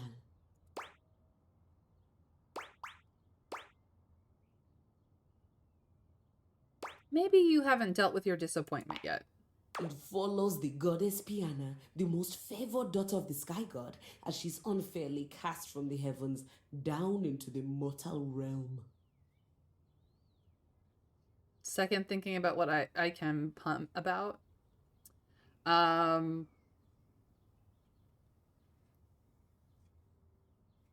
You'll get there. There's so many puns in this game. I just started working on the first movement. That's where we'll meet the characters, establish musical themes, etc. Right now, Piana has just woken up in a forest to find her wings bloody and broken.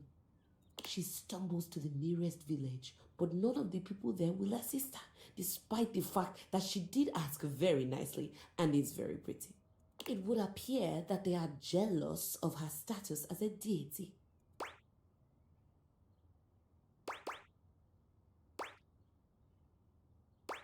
Is this about Hoove, Hector, and Lux refusing to help you? I have no idea what you're talking about. Piana lives far away from these quotidian modern objects. Piana decides she doesn't need their help and sets out to find the most famed magician to help her mend her wings. Feels like there's some kind of message behind this story. Playing the piano with my fingers. Please tell me I'm the famed magician. I don't know what you mean. Anyway, Piana finally finds a magician only to discover that she was a fraud and can't do any magic at all.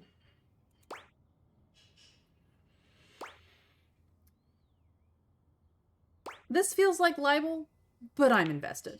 So now, Piana's trapped in the mortal realm, far away from everyone she holds dear. I'm sorry, Keys. I know this adjustment can't be easy. This all happens in the first part of the sonata, the exposition. I think I'd like to build on the sinister theme in the second movement. Right now, it's all lacking a bit of bite. Leave me. I have composing to do, and I need my space. I feel like she's taking that very well. Alright. Well, if that's the case, I'm gonna try something.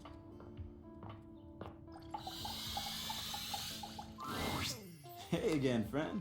I'm always happy to see you. You weren't for a while, but thanks. Wish I had more time, but hopefully I can see you soon. Actually, I want to realize you. So, we can hang out? In real life? If you were interested in You that. don't have to tell me twice. Now let's see if it works. But what's in your bag? My stats points, obviously. Everything I need to make it happen. Henry Hoove, you're now Henry Hooman. Yeah, that's what I thought. The spectral energy flows through your deviators, and what was once merely a vacuum cleaner becomes... Yaks. Maggie does not need him anymore.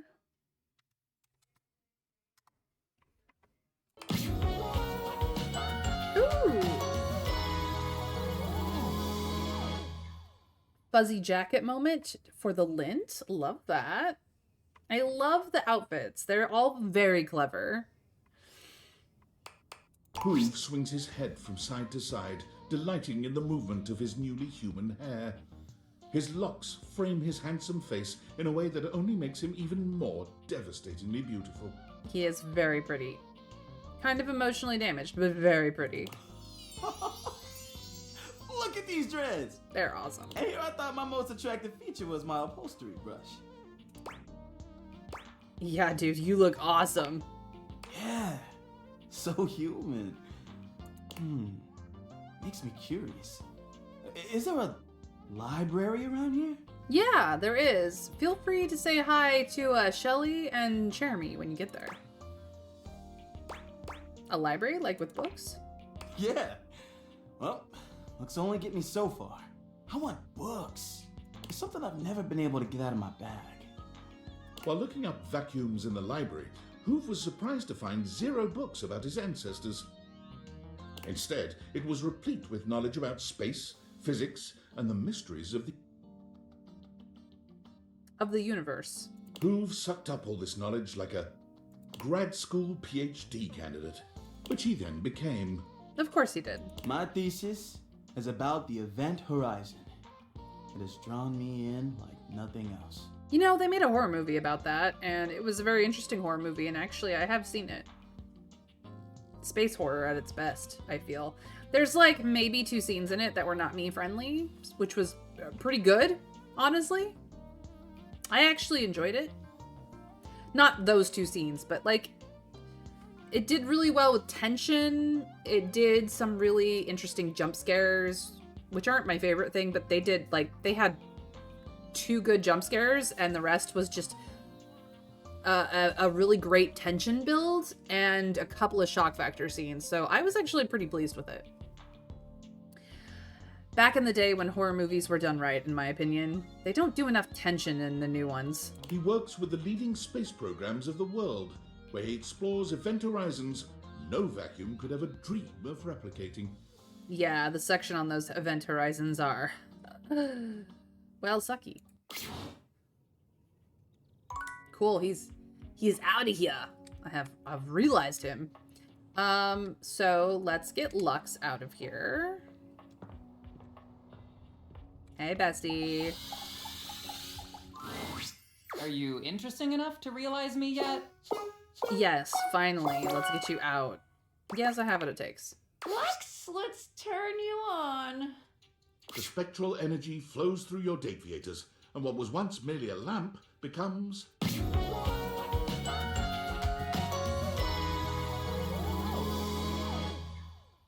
Interesting.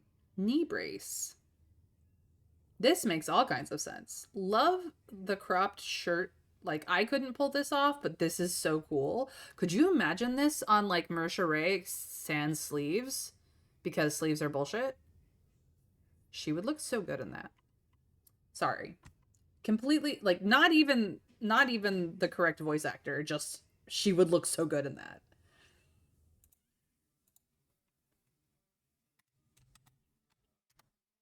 I'm just saying.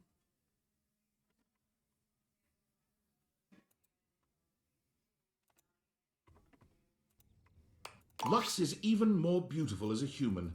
Maddeningly so, in all honesty. Oh my god, I'm even more beautiful than I ever thought I would be. You really are. But before you can even fully take in the sight of them as a human, they're already looking down at the phone they've somehow acquired, their fingers flying over the screen as they type. Hang on a second, I'm creating a profile. Not much has changed after all. It isn't long before Lux's account is verified on all platforms. Yep, that's how Lux works. And not long after that, before it is taken down indefinitely from half of them. Also how that works. Eventually, under financial pressure from several dozen lawsuits, Lux creates their own platform. Are we surprised? It's called Verified Social. And I'm the only member.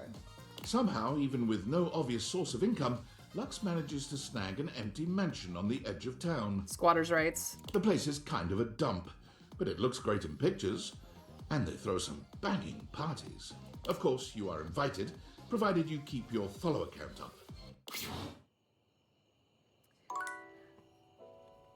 Yep, that's as expected. All right, and last but not least is my absolute number 4, a man with a voice. So good. My love, you have returned. There is, you know, the most amazing rush of air in my chest each time I behold you now. I'm ready to realize you, Hector. Realize? You've come to realize me? You can do that? I can.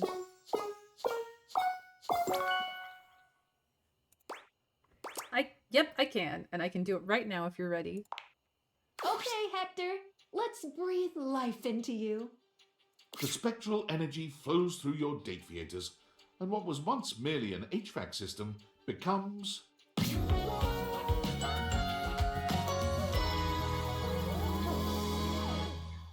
He looks amazing. Oh my god. Look at that jacket, that belt. Fuck. They are so good. I am just glad to have him realized he deserved it.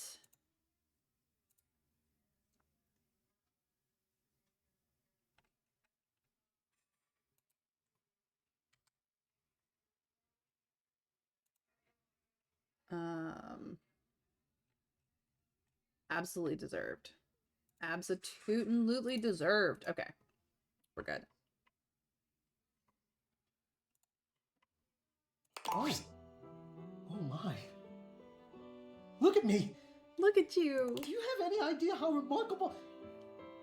I have curves. You have curves. And my oh my, what fetching curves they are. My muscles, they're so warm. I had no idea that flesh could feel so different from metal. You were beautiful then, and you're beautiful now. Kiss me. My love, I cannot tell you the pleasure I feel at being able now, at last, to touch you. Hector's fascination with his newfound body turns out to be an interest that you share. And as much as the interest itself, the two of you find a shared passion for taking your time in the exploration. It is without self-consciousness at all that Hector spends a solid hour tracing the curves and hollows of your back.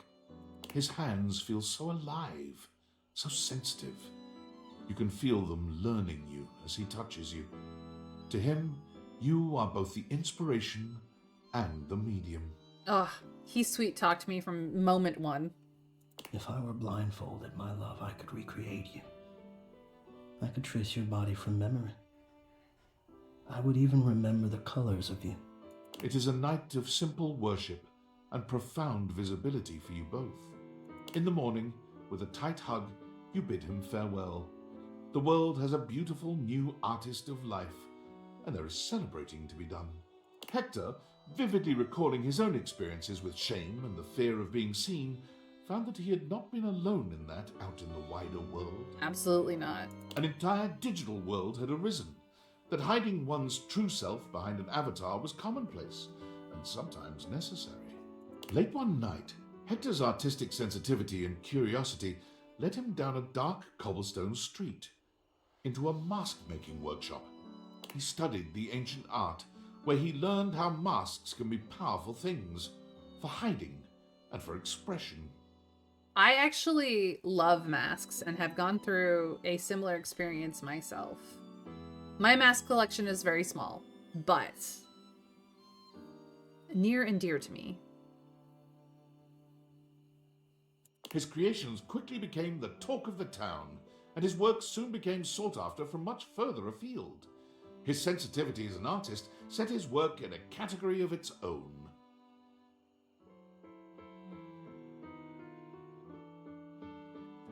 His creations were not simply functional, They were loving. And they brought the fun of the masquerade back into vogue. Hide and be seen. Gorgeous. All right, I think that's all the objects in the attic. Except art, but we can do art elsewhere, so... Squeak. Squeak. Dorian. All open the way. God, I love that man. Ben Starr is great. But yeah, Christian Navarro, who does Hector. So good. So freaking good. Oh, I got messages. What is David Most up to now? Valdivianites, why are you doing this? Don't you know I'm your CEO, David Most? You have to listen to me. And if you don't listen to me, I'm going to fire you. That's right, all of you. Do you think I can't? I can do that. I have the power. Here, look. You're all fired. Call OSHA. I don't care. I don't even know what OSHA stands for. Oh, okay, I'm sorry. I take that back. I don't want to fire you. I don't want to fire anyone. But listen, the government says if the perpetrator doesn't hand over the glasses voluntarily, I'm fired. I told them they couldn't fire me, but apparently I gave them majority ownership of the company during a bender, and so they totally can. So come on, please. Please, just turn over the glasses. Pretty please. He is losing his goddamn mind. Dude, just get fired and move on with your life. You will be so much happier for it. I have heard of Frida.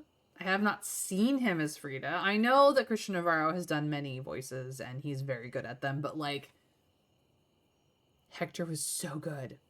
Occupational Safety and Health Association, OSHA. Yep, that is what it means. But David Most is not... He's not a good person. Not at all. All right. So, I think...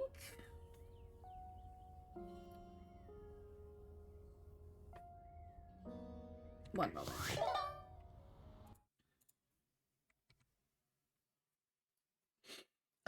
We need to finish with River and Winifred. I don't know if Bathsheba is needed for them anymore.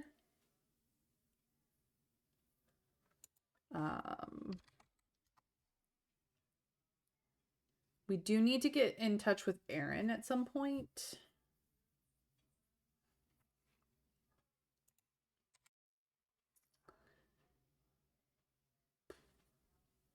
I suppose we could get rid of Reggie.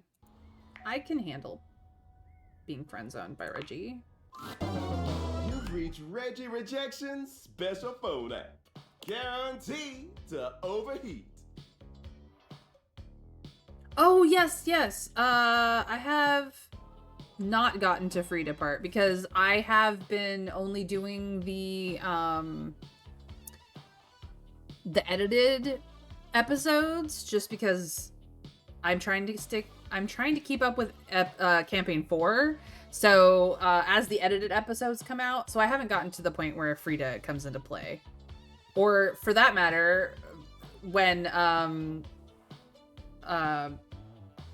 Sam goes I mean, I've seen clips. He does an amazing job, but I haven't even seen when Sam goes Minotaur. So I'm behind on campaign 3, Whitner, very like hardcore behind. But yeah, no, Hector was everything, you know? How can I help you spread some lovely rejection this fine day?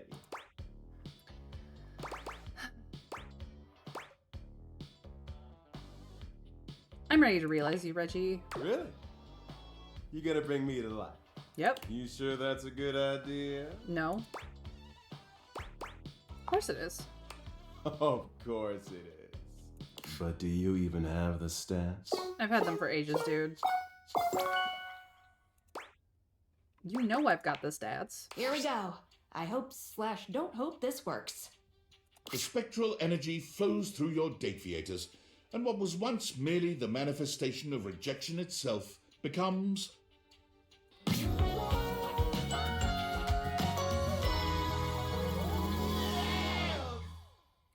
Is anybody getting the Montero music video here? Because I kind of am.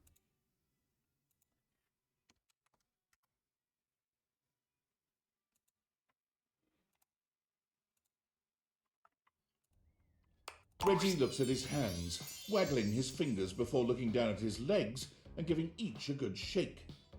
Oh, baby, I got appendages now. Hating I'm gonna do.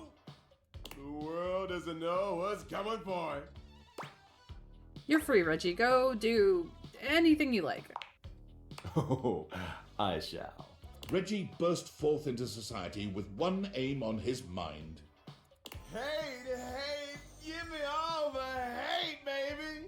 Oh yeah, he's gonna love the world. He went looking and found hate immediately. He signed up for all the nearest hate groups, looked into hate crimes, and found that there was even a hate rally going on. As he arrived, one thing became immediately apparent. What the hell? This shit's lame as fuck. We tried to tell you, man. While Reggie liked to style himself as a hater, it was clear that the real-world practice of hate was a much crueler, distasteful thing. I'm more of a mischief maker, a lovable scamp. This is just boring. So, with his trademark style and flair, Reggie organized his own group, Haters Gonna Bait. Armed with banana peels, slingshots, and handshake buzzers, Reggie's army of tricksters descended upon any rally they found to give those in attendance a bevy of annoying nuisances. You know what? I'm down for that. Their stated goal to turn the hate down a notch has successfully caused a great number of groups to declare that the stains on their pants aren't worth the trouble anymore and disband. Beautiful. Of course, anytime that happened, Reggie arrived seemingly out of thin air to give the perfect rejoinder. Later, haters. See, I have literally made the world a better place by bringing my friend Reggie into the world. Weird. Okay. I could do Dorian. I'm not gonna do Dorian. Let us go check in with Winifred. Get another story. We'll go check in with Keys. Can you open further? No, because you have to get to the window. That's why it only opens that far. Okay. It's fine. It's fine.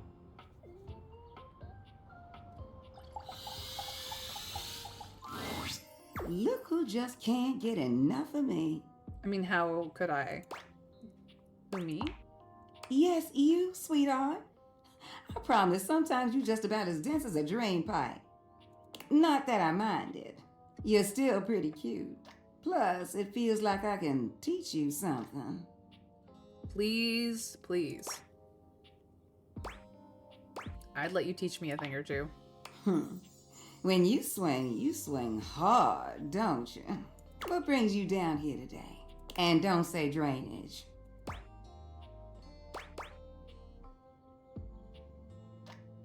I want to know about things between you and Washford. Oh, Washford and I... Winifred smiles, but it's not quite the same as her usual warm expression. I know, don't nobody really want to hear about that. I do, I really do. Well, I appreciate you asking me, sweetheart. It's very sweet, but you just push that out of your mind. I'll tell you another story. How about that? Okay, so remember what I told you about that couple taking long showers? There was this one time that... Hey, Winifred. River!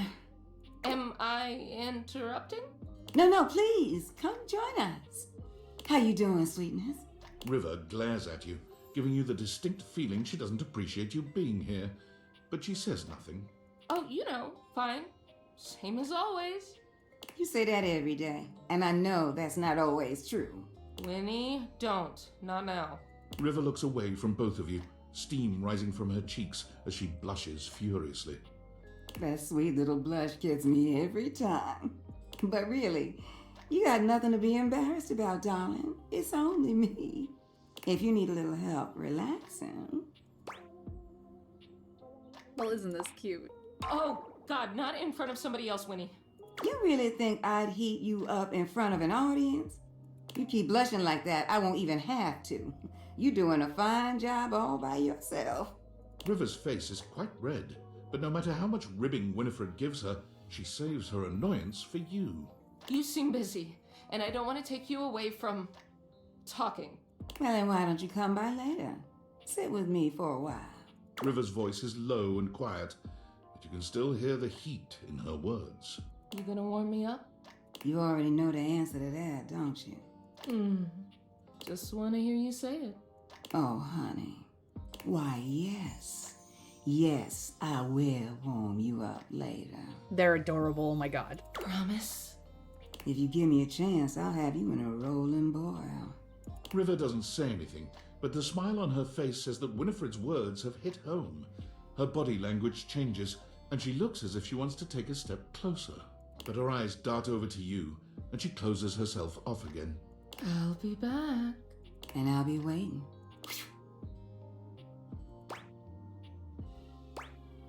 That got pretty steamy for a moment. Oh, that? That was... that was something, wasn't it? You know what? That's nothing you need to be worrying yourself about, sweetheart. River and I go way back. Way back. She was the first one to come and speak to me when I got here. She's pretty special to me. You flirting with me, River, and Washford? Bless your heart. You taking my kindness for flirting. That's precious. I mean, if your monitor's all fogged up, Hawk, I feel that that says more about you than the game. Or rather, that was entirely the point. Yes, I may think you are one of the cutest things I ever did see. Yes, I did get excited that you came to see me today. But I wouldn't call what I'm doing flirting. Wait a moment. Look at you distracting me again. I'm starting to expect you didn't come here for a story after all. Look, I gotta go get ready for my visit with River. You sounded ready to me. You need to go on somewhere. I have no idea what you are suggesting. You know what? Why don't you just go on ahead and I'll see you later, all right, sweetheart? Go on now, get going. Okay, we gotta go talk to River.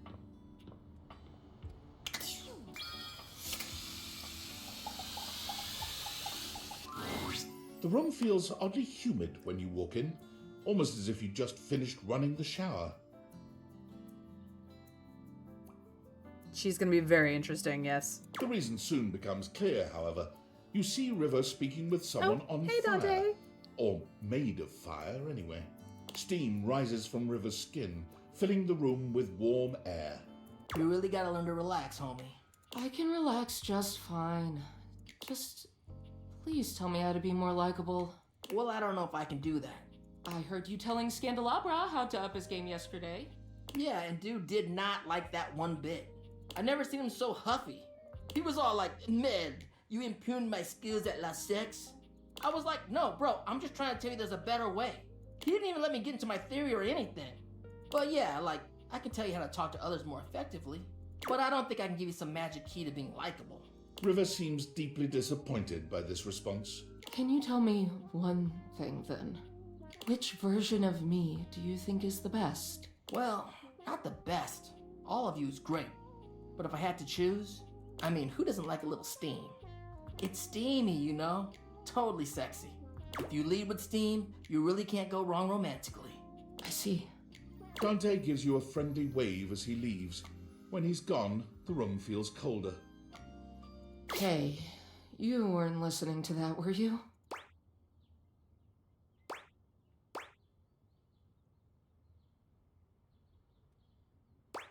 None of my business. Oh, well, thanks for saying so. But really, please don't worry about it, okay?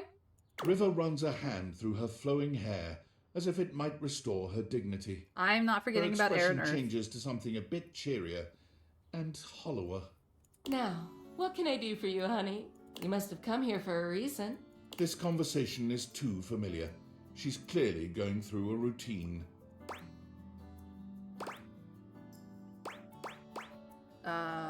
Just wanted to get to know you better. I'm not used to hearing that. I'm usually the means to an end. You want to wash your hands? A quick in and out. You want to cook? Fill a pot with water and assemble your ingredients, the real star of the show. Even when you want a bath. I mean, Bathsheba is the main attraction there.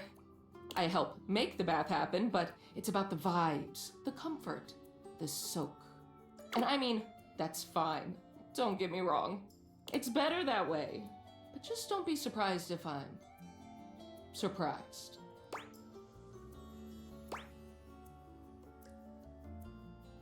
You're a crucial part of all those experiences, though. Am I? I guess if I was gone, they'd be a little bit harder to pull off. Nobody ever seems grateful to have me around. When I'm gone or late, or not the way people want me to be, though, nobody has a problem complaining about it then. All I want is to know what exactly people want from me so I can give it to them. If you don't want anything from me, and you can't give me that,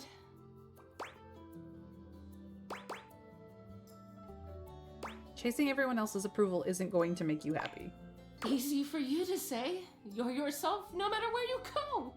You have no idea what it's like for someone like me. You just want me to be myself, like I'm not literally changing at the molecular level all day, every day, all over this fucking house. But sure, okay. I'll just do what I want to do, which is apparently standing here and talk to you. River seems to be almost talking herself down from this angry little ledge she's on. She folds her arms over her chest, looking away from you for a good while. Eventually she exhales, seemingly more relaxed than she'd been. So, what do you want to talk about then?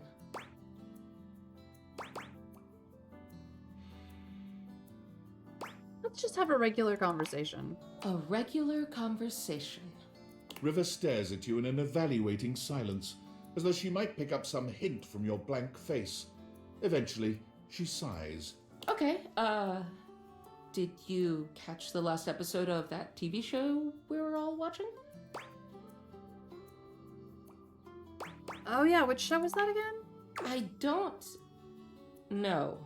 You and River stand in an uncomfortable silence. She winds a flowing strand of hair around one finger, fidgeting nervously. You listen to any good music lately?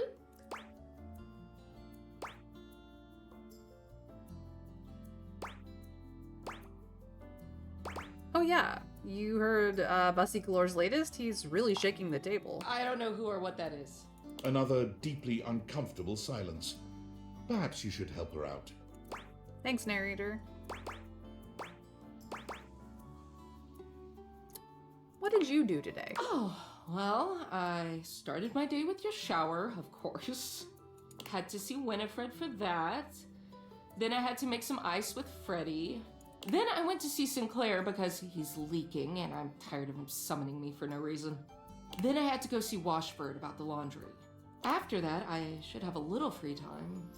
Unless someone needs me, which they probably will.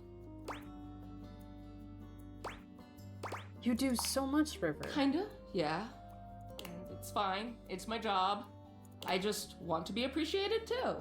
And if I knew what people liked most about me, maybe I'd see a little more of that. Anyway, I've got places to be, so I gotta go. She pauses. But thanks. It was nice talking to you. She just needs a little attention, and then we turn her off because we are respectful. Okay. I want to get back to you, but I kind of am scared about you. So, we're gonna go talk to a rock instead. Let's go love on a goddess. There you are, human. Hello, Ro. I have been waiting for you. I'm happy to see you too. That is not what I said. I said only that I have awaited you. I grow bored of the conversation here in this office. These objects are pleasant enough, but they converse about things I do not understand.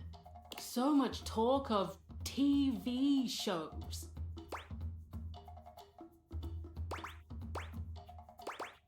What did they say exactly? utter nonsense.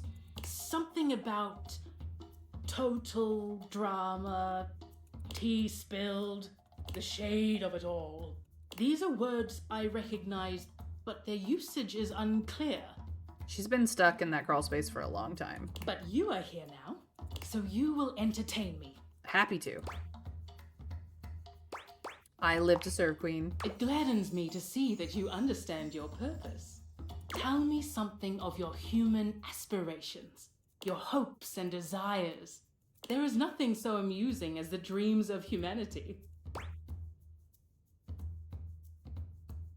I just want to be happy, honestly. How quaint. Human happiness is so fleeting. Don't I know it? You are so desperate for it, you'll follow that dream right over the cliff's edge. You will chase it to your own detriment. How sad. How utterly charming. Tell me, human, what will you do when you leave here? I want to know what your day holds when it is not filled with worship. I need nap. I will lurk. Enjoy nap, Hawk. Enjoy nap. Thank you for the lurk.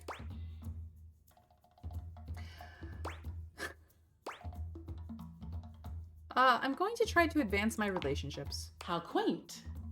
I shall look forward to hearing of your progress with the others here. My goodness, all the elementals are gossips.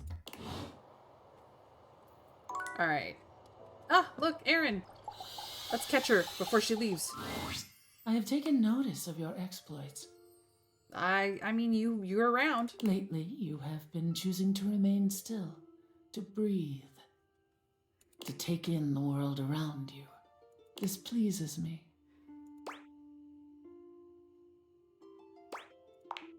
You fall silent, choosing not to waste your breath, and Aaron too falls silent.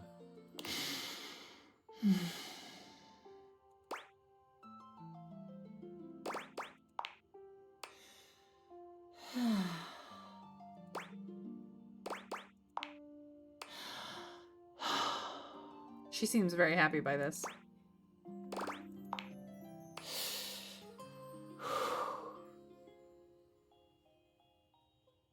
Yes, absolutely she liked that, and we're just going to continue on. It's good to take a moment.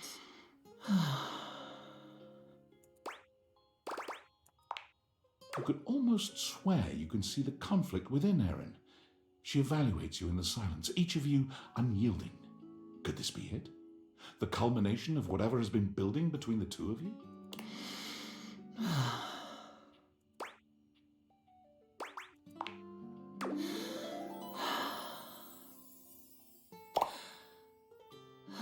No.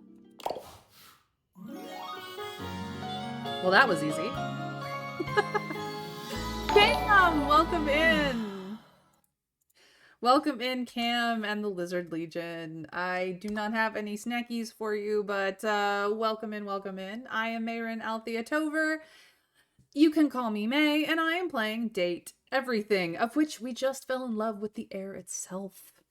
Please come in. Cam, if you need to raid and run because you gotta take care of post-stream stuff, feel free. And for everyone else, sit back, relax, enjoy. I hope you're not too much stuck in NAD. And we will continue on in a moment. Yeah, no, I knew that if I had spoken, she was gonna be mad, because every time I've spoken to her, she gets mad. Feel free, Cam. Sit back, relax, enjoy. I am lurk friendly. You don't have to, participate with me, but I am always happy to have Cam's people here, and thank you so much for trusting your community with mine. They do behave themselves on occasion. So yes, we've just fallen in love with the air itself. Erin, voiced by an amazing voice actress, and this is amazing.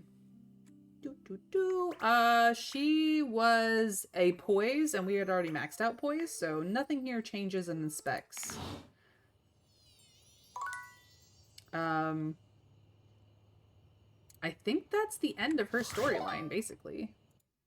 So I just need to realize her now. She's not really connected to anyone anymore, because the only person she was connected to has already been realized. So Lux, realized. Hector, realized. River In progress. We got nothing new from her. Dante also in progress.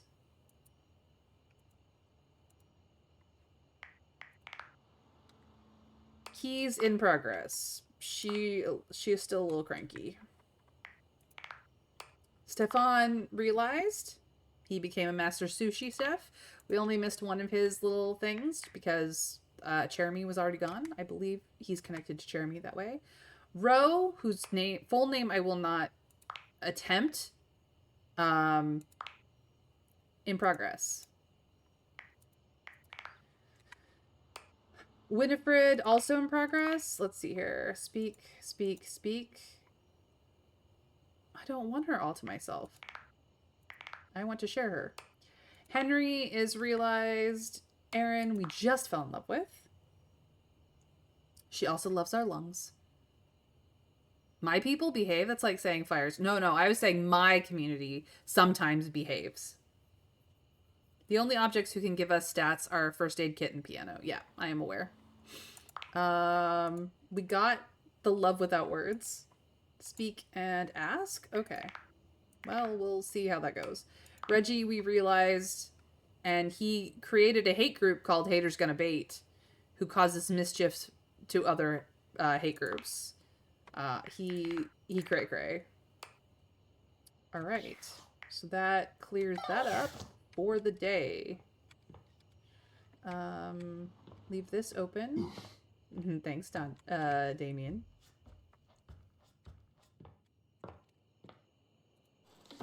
Sweet dreams. Since Betty is gone, that's all I've got. Betty. All right. Good morning, everyone.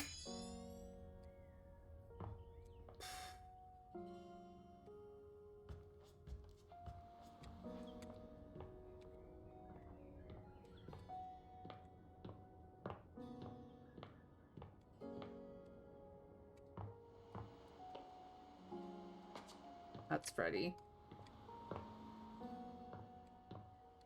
Nope. Oof, indeed.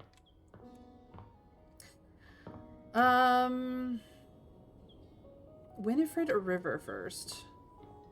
No, we should probably go back to Keys, actually.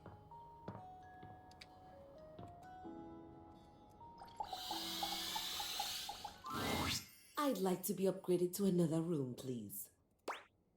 What's wrong with this one? Up until recently, only 3 things.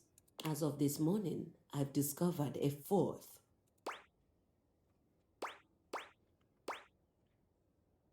Of course you have. Of course. Do you think I'm picky about which room I'm in? About the environment? Yes, I do. I am. I am glad you know me well. No, the 4th wrong thing here is, well, it's Telly. I guess it would make sense that you two would clash. He's in my direct line of sight, and that simply won't work for me. He's a menace, a distraction, and he's sabotaging my sonata. Do you know what he did this morning? Was he on nonstop? He was on non-stop, and I mean non-stop. Yeah, he's not my favorite either. You try holding a tune in your head with all of that color and sound flashing at you. Before I was even fully awake, I'd been subjected to a breakfast show.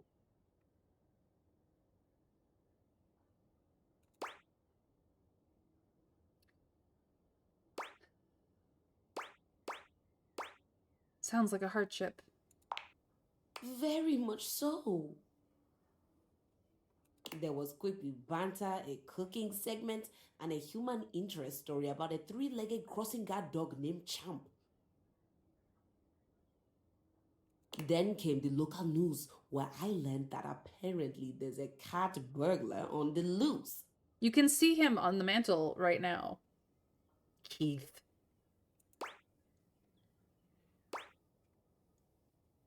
That's just normal television, Keys. After the local news, I had to watch a game show, then a 2-dimensional cartoon. Nowhere was there any of the classics being played. Nowhere was there a piano, cello, no harp to be found. In fact, the entire time this was happening, there were non-stop commercial breaks for the same payday loan company, which can only mean one thing. But yeah, I wanted a short stream since I have a very busy day tomorrow. I'm gonna go look at a house. Well, good luck at the house looking. I hope you find the right house in the right price range. Feel free to take a break and chill. I'm just happy to have you here, Cam. That you've got the jingle stuck in your head. It is the lowest form of musical composition I have ever heard. It is kind of that, yeah. If you hum the mattress jingle, it'll get rid of the payday jingle. But then once I just have the mattress jingle stuck in my head, it's not a perfect science. It's fine. Because that wasn't even the worst part of my day. The worst part of my day happened with the opening notes of that inane soap opera, Sands of Time.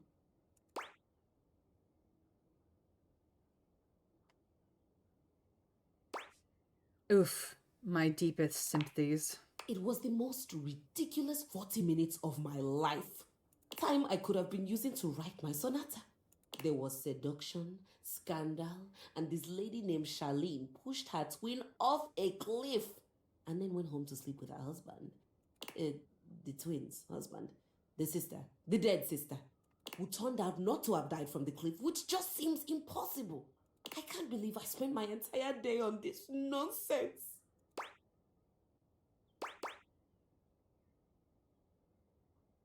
Would you like me to talk to Telly about keeping it down? What? No!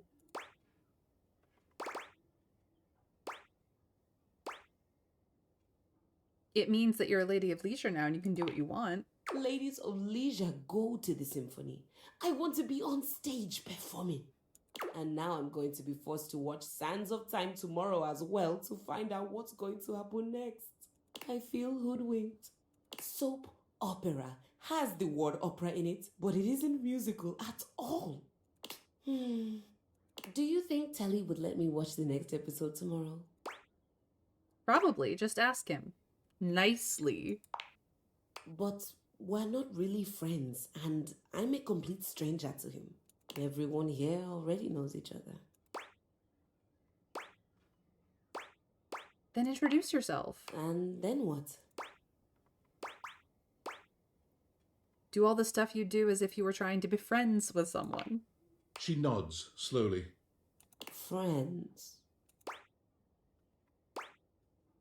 You have had friends before, haven't you? I've had colleagues I admire to the point of crippling jealousy. That's kind of like being friends. Not really. Did you care about them? No. Did you want to spend time with them? God, no. Did you root for their success? You don't root for the competition. You rip off their heads and paint the inside of your soundboard with their blood.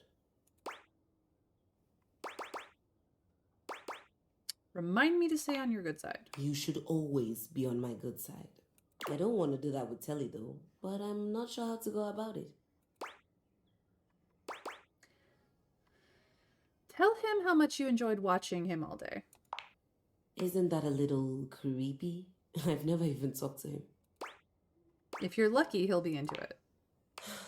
And if I'm not? Then it's gonna be real embarrassing for you. What a great help you are. Just call me the friend whisperer. If he says it's alright and I can watch a few more shows, do I have your permission to do that before I get back to my sonata? Why are you asking me for permission? I'm not sure. My days at the music department were always so busy. It just seems like I should be asking someone before I spend hours doing nothing.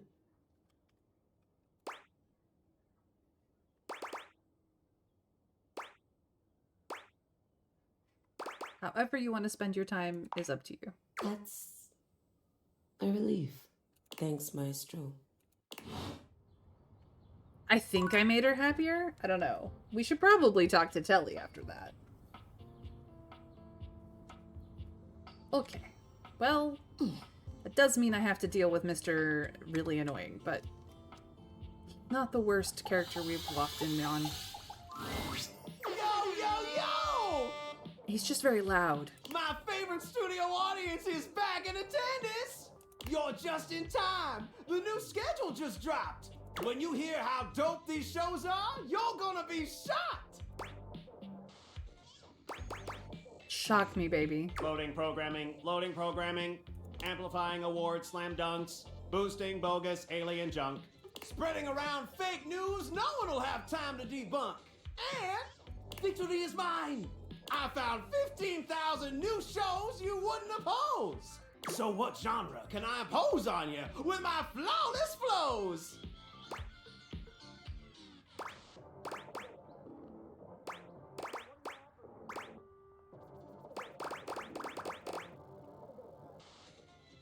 What are we into today, chat? Since I have a number of you here, would you like to watch Valdiviflix? A singing competition series. Can we watch rich hot women be angry at each other, or the news? What do we want to watch today? Singing competition series? Like The Voice? This is Netflix, The Voice, what is it? Housewives of Wherever, and the news. Try to appeal to Keys in a way. Ooh. Ooh. Winter Fairy wants the singing competition. Cam wants the Rich Wives of Wherever. Trav wants some Valdiviflix and chill. Housewives / the Kardashians. Yeah, basically. Rich hot women being angry at each other.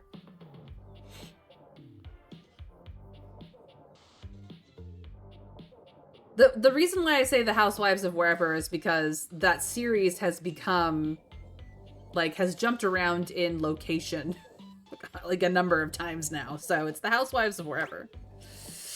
Why are you guys making me decide? Can't you guys come to a conclusion?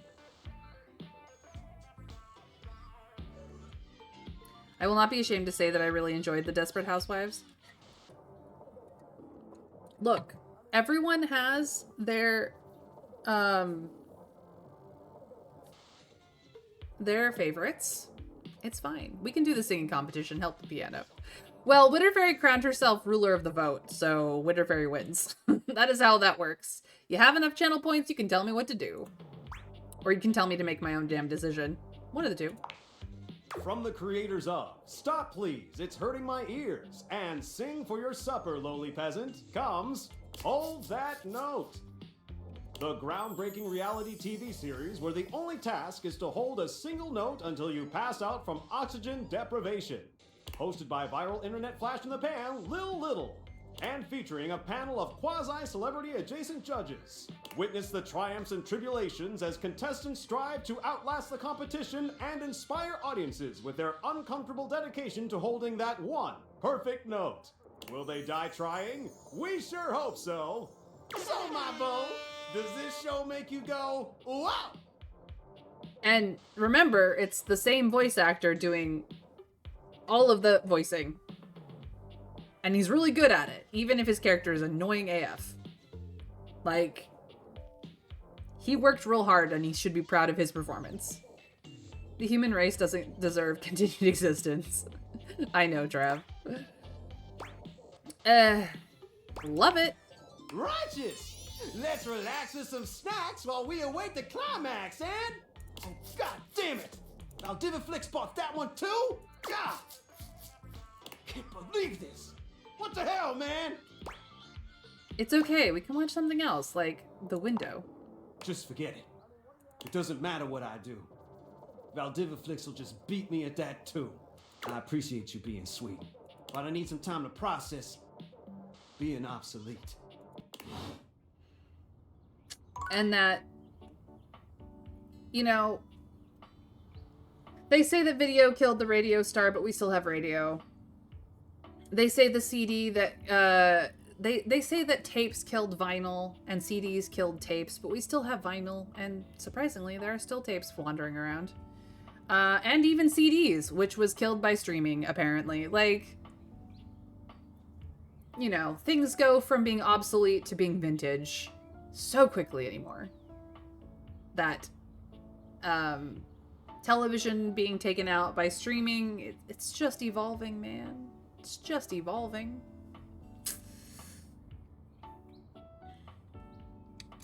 All right. We don't know how Rainy goes into the storyline yet. I would like to talk to Ro. You have come, human. I have indeed. Even in your absence, you have occupied my mind. Aw. You should feel honored. I am very honored. I have something to say to you. So listen well. It has been quite some time since I felt a human was worth tolerating. Wow. In an age where a goddess like myself is resigned to mere decoration at best, you have given me the sort of respect I have not enjoyed in thousands of years. It is your duty, yes, but you are among the few performing it. Clearly, you have never met a Crystal's girly, because, oh god. So, there was a movement, there was a movement of, spiritualism in the United States, and now, at least in every major city, you can find that one shop that is selling basically nothing but geodes and crystals and rocks, shiny, shiny rocks, and perpetuating the myth of how incense and crystals will solve all your problems. Now, the New Age movement is an interesting one because it's not exactly a religion, but it's definitely spiritualism. Will I say it's bullshit? I don't know about that. Thank you for the lurk, PP. That isn't to say I've never gotten a vibe off of a crystal or never enjoyed some incense. I'm just saying that, like, generally speaking, those two things do not solve all your problems. Spending time being mindful in a place that smells nice, however, can help you.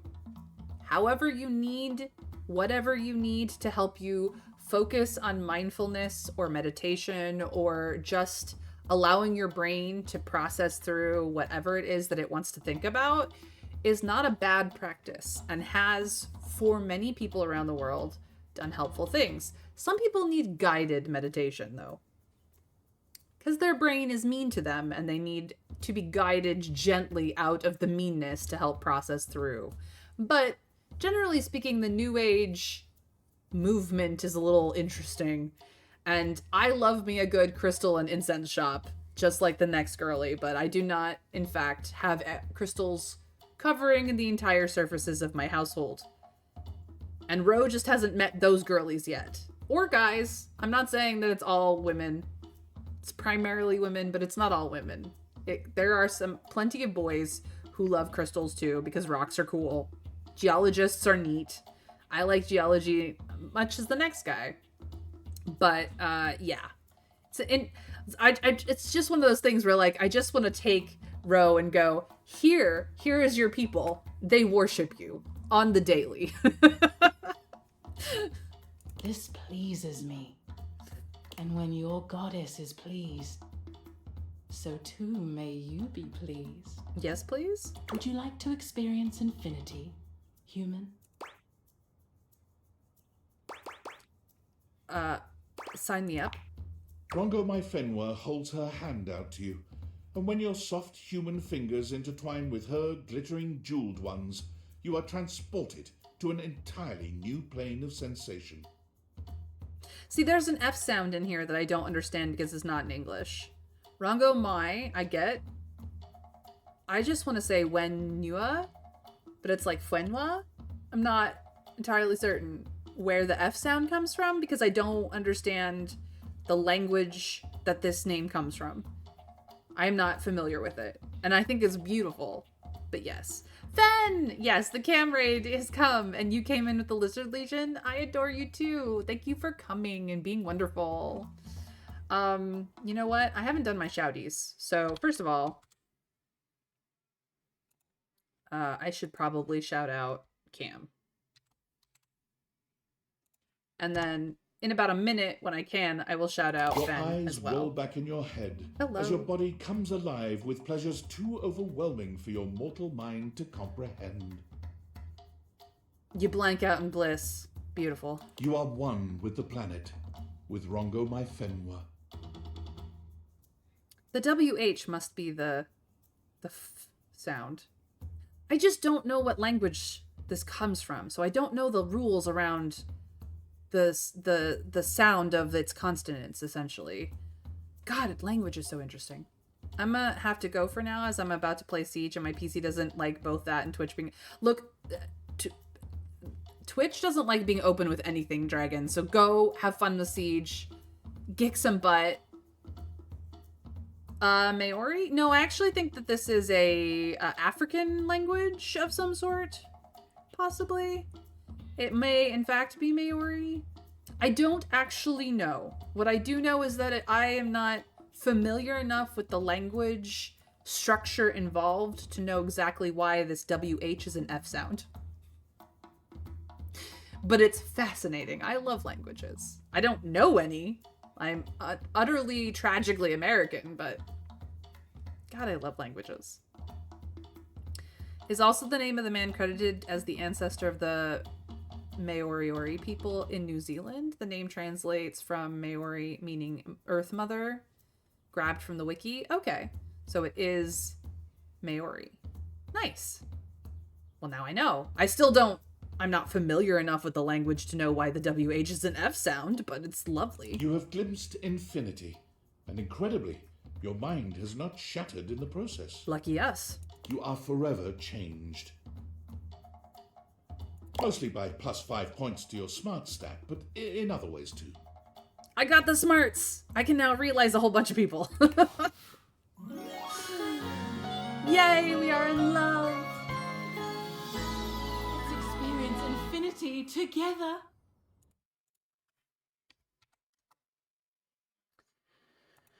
That will put me at 100.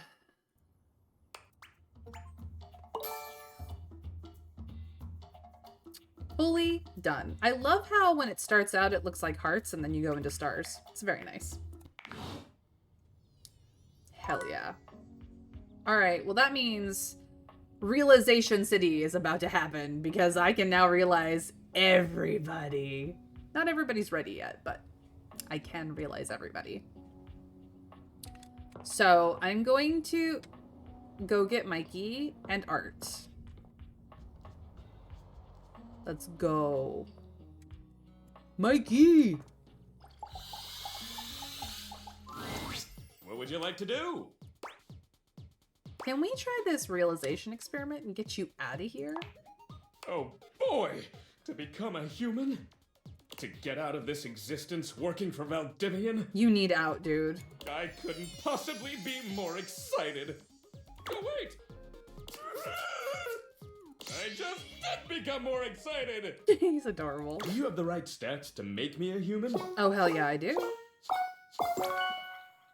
So what's interesting here is that Lucinda has a 0 in everything, and Mikey has 100 in everything, but they are the DLC characters. So, just so you know, that's the reason why they are so crazy. With that armor, I bet you do. I do have the right stats. Mikey, let's give you your family back. The spectral energy flows through your deviators, and what was once merely a mechanism for providing microtransactions becomes...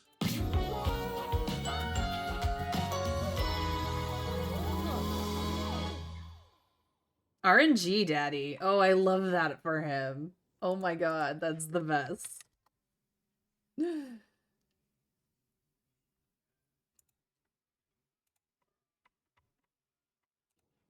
Mikey flexes his substantial muscles, speaking in a booming voice that nearly rattles the walls. You've never seen him looking so powerful.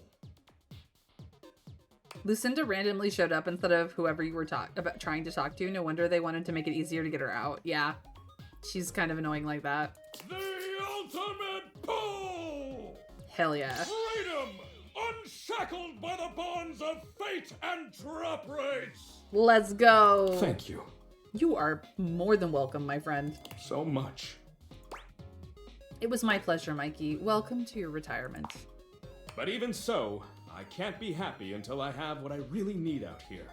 It didn't take long until Skylar was able to execute some complicated date theater maneuvers and bring Mikey's kids to life as well. Yay! The kids! Hi, Daddy! Dad, what's up? Daddy's here! It smells funny. Yeah, life is like that, kid. Kids! Come here, you three! Mikey gives his children their first real-life hug. The smiles emanating from the four of them will live in your heart forever, a reminder of just how beautiful life can be. Look, I am not a mother of children, but this is a beautiful moment. It just required a little twist of the uppermost flange in my quantum catalyst activator. Thank you, Skylar. Thanks for everything. He can now become a single father. Mikey used his savings from Valdivian to buy a modest home nearby, where he was able to raise his kids full-time. I wonder if Gwendolyn enjoys that. Well, she's a talk show host now, never mind. Being there for you three made the long hours so worth it. And now you can grow up to be anything you like. Now, last one in the pool is common fodder! Let's go, Mikey. Yay! That makes me so happy. I just want to see where he ends up on the board. Okay, well, Lucinda's there. Penelope is here. Keith is in there. Damon is here. Where's Mikey? Thanks, Damon. Where's Mikey? Mikey? I don't see him, guys. Do you see Mikey? Everybody else got one.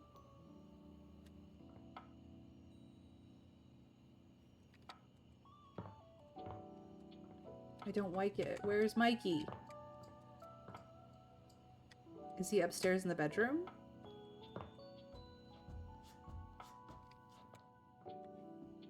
I mean, his box is still here. Can't open it.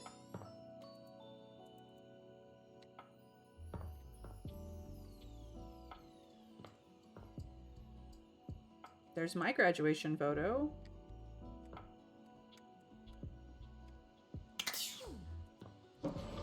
Nope, Benoit's still there. Well, Benoit's packaging is still there. Amir, you're looking so dirty. Can I clean you up? No?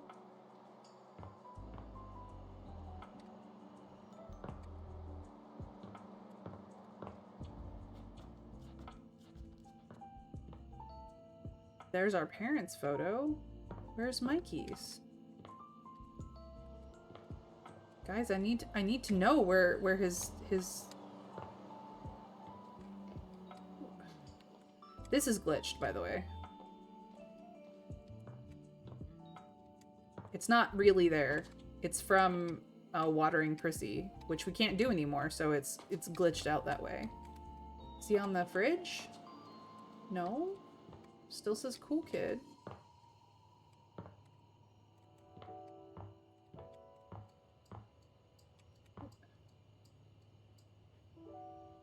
Can you click on those photos or read anything? I mean, I can do this.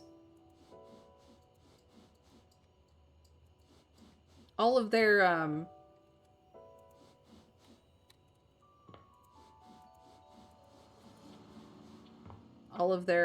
signatures are pretty fun, including Sinclair's being the turtle. Dog. Yeah, you would think Mikey would be right here.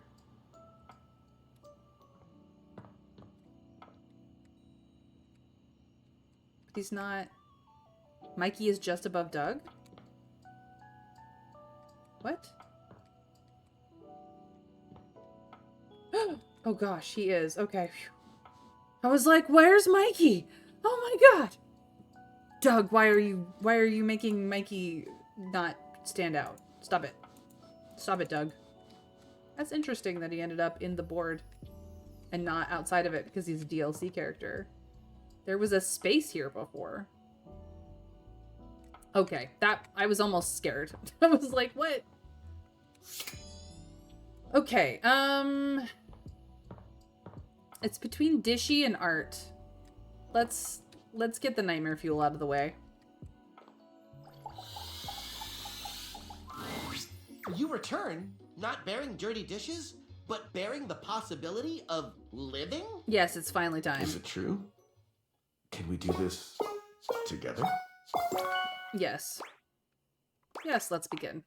Dishy! I hope you don't end us all. Same. The spectral energy flows through your deviators, and what was once merely a dishwasher becomes...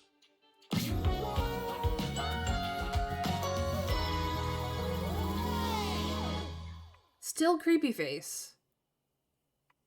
Why are you so creepy, Dishy? But why? But why though?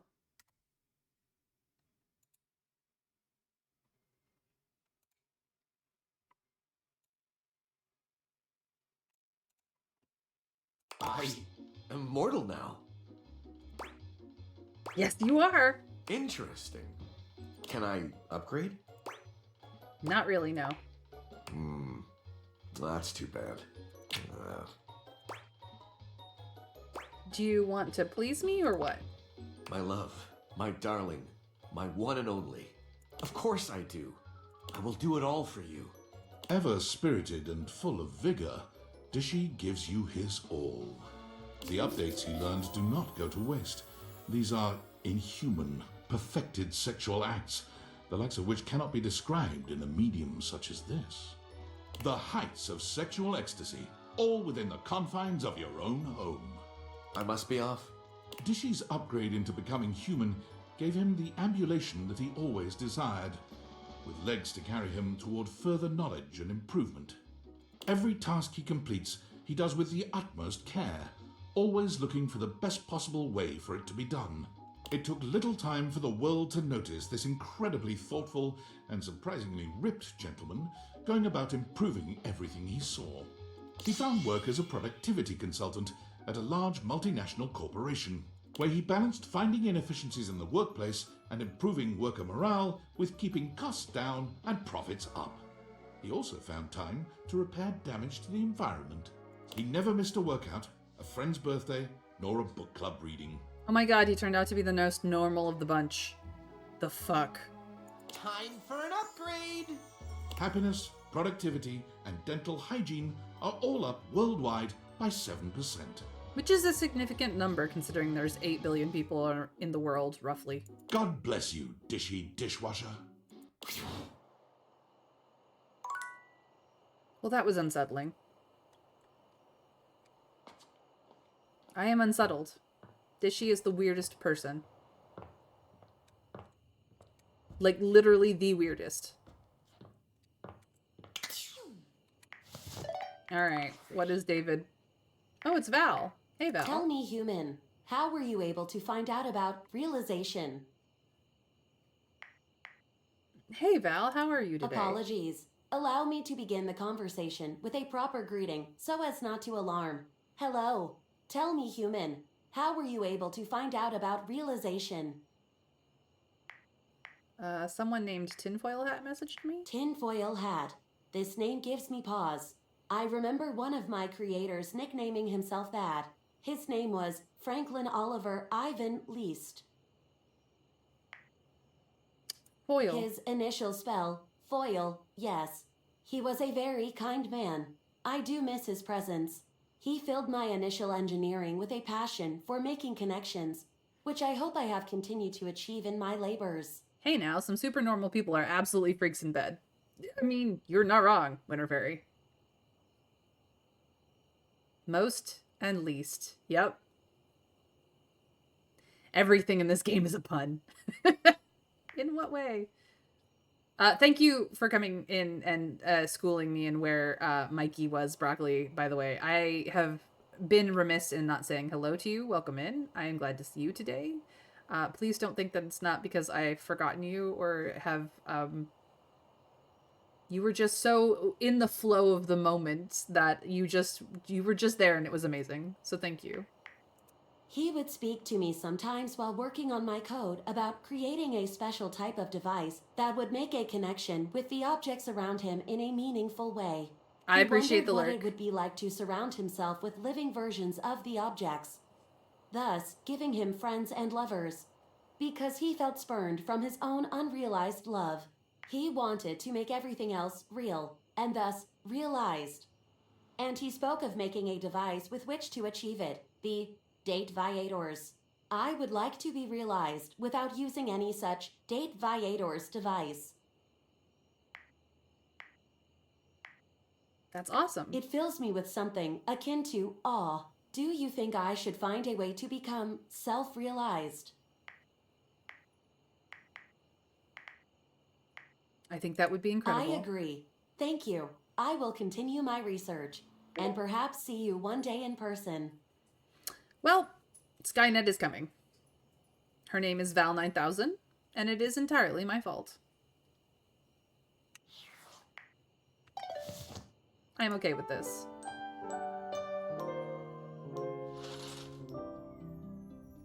Good morning. All right, who can I realize? Hey, Aaron.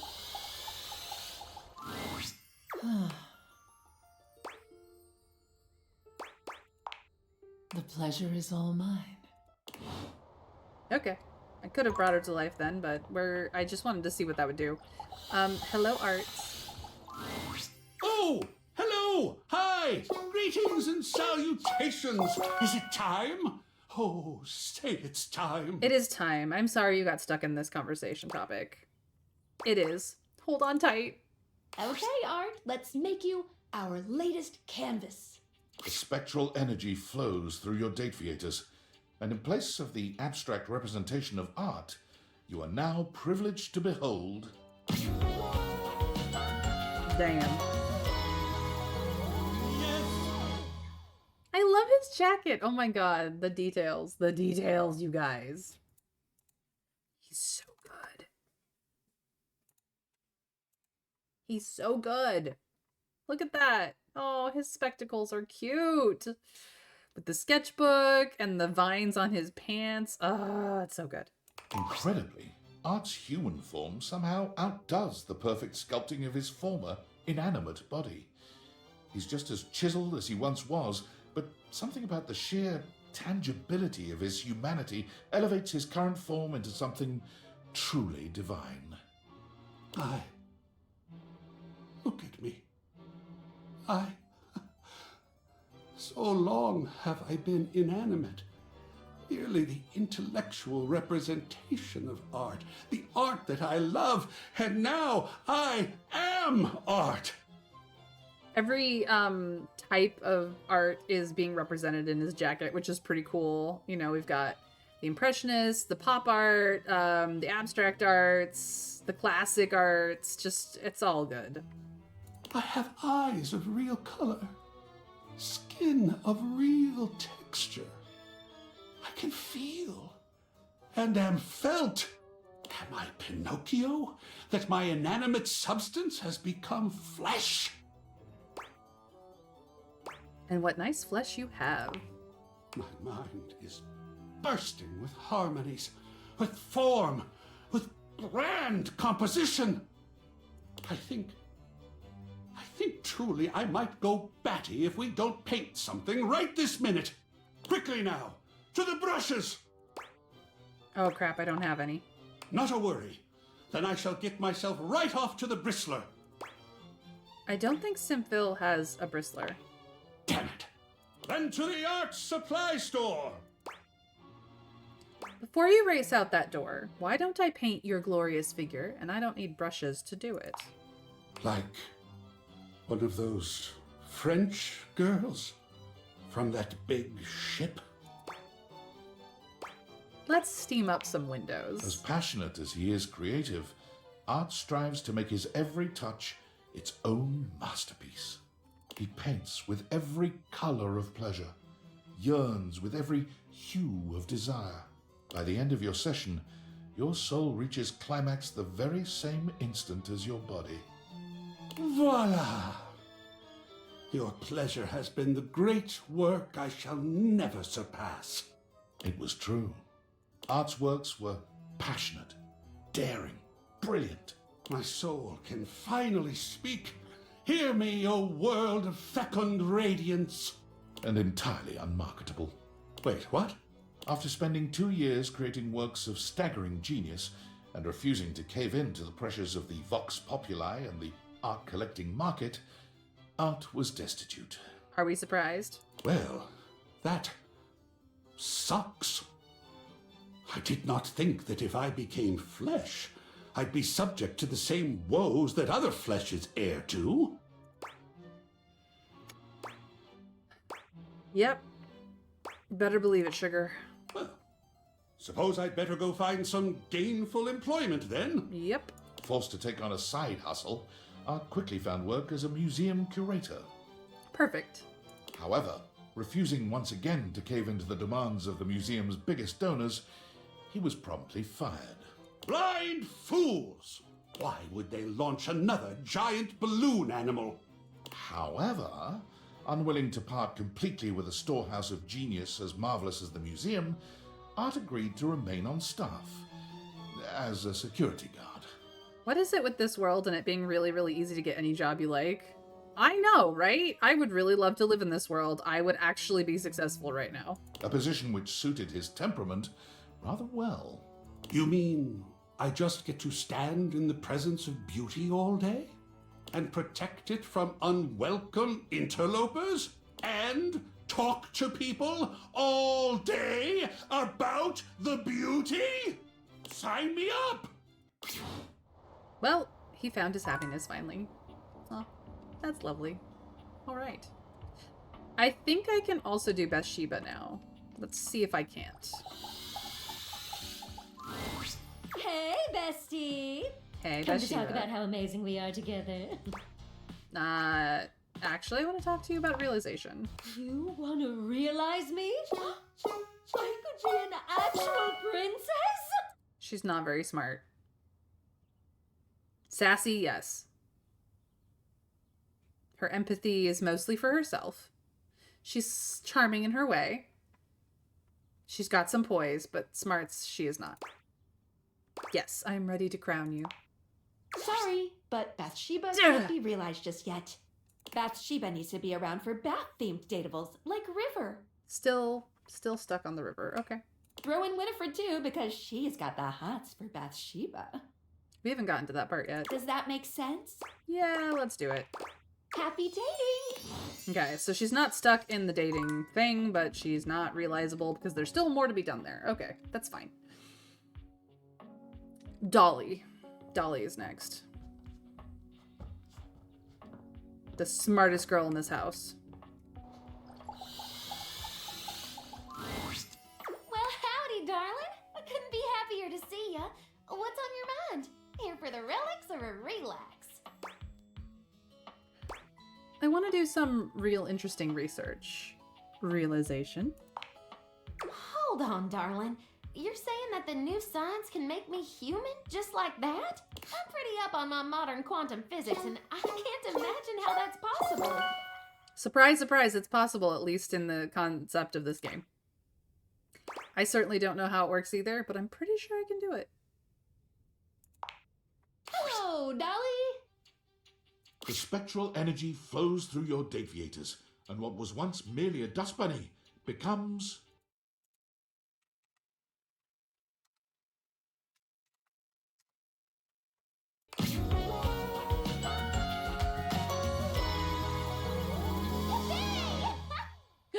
I love what they did for her. Oh my gosh, look at her. She's so cute. Look at her. They kept the hair. They gave her all the fuzziness. Even her pet rabbit is fuzzy. I love it. I love it. Heavens to Betsy, I'm human.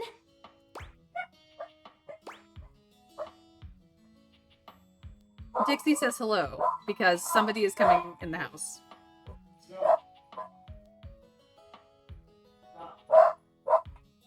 Seems like it worked. Are you proud of my intellectual ingenuity? I thought you said you didn't make the Dateviators. Anyway, yes, this is quite nice. Hope I don't get all wobbly on these new lengthy legs. Don't make it all about you. It's her moment. Yeah, I've already messed it up. It's my fault. Woo! This is gonna take some getting used to. One moment.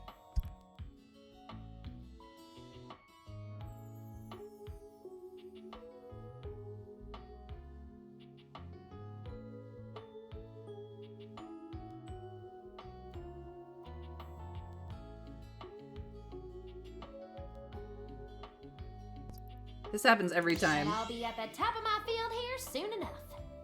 You're no master of statistics, but you know there's a 0% chance she won't make wonderful contributions to your human world. It's true.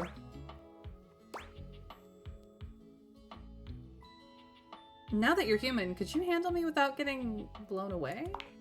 Dolly walks towards you to examine you closer. You can't help but notice the slow and sultry sway of her hips. You, darling, you certainly are a sight to behold. It's all the working out I was doing with Dunk and others. She gets ever closer still. Dolly pauses, inches from your face, and smiles at you. A knowing smile. As you stare into her bright grey eyes, you know that making her human was the perfect choice. You kiss, deeply and passionately. Your tongues intertwine, and the slight movement of your bodies together in unison hint at more pleasures to unfold. You pull apart for a moment. Your breath is heavy and in sync. Staring into each other's eyes, there's a deep longing, finally fulfilled. And if I sneeze, she won't poof. Hot damn. I'm in one piece. Let's see just how far we can take this. I'm going in. A full night of lovemaking follows, with breaks in between to talk of philosophy, ancient cultures, and the latest theories of existence. That is a perfect night. That's a fantastic night. The prospect of ancient animism becoming reality by use of the Dateviators especially piques her interest. Well, darling, I've had just about enough of the underside of that couch. It's time to head out into the big old world. But I'll be seeing you soon. Once Dolly journeys forth from the house, her horizons are vast and limitless. That's what they all say. They all say that they're going to come back, and then rarely do they ever. She immediately gets hired at the best Ivy League college in the state, teaching high-level courses in several subjects. Of course she does. She's amazing. Shortly after, she breaks the record for most subscribers ever on Fans Only. This makes a lot of sense. Her screen name is Lingerie Lectures. There are no nudes, only seminars that are somewhat sensual. Sign me up, baby. You support her in all of her endeavors, and she is an incomparable companion in your life. And whenever you begin to miss her a little too much, your phone rings, and you hear that old familiar... Howdy, darling. Aw, she's perfect. She is number 5, by the way. Number 5. Number 5 is Dolly. All right. Dolly is done. Love that for us. Who else? Who else? Lyric. We can do Lyric now. Bookshelf, we are coming for you.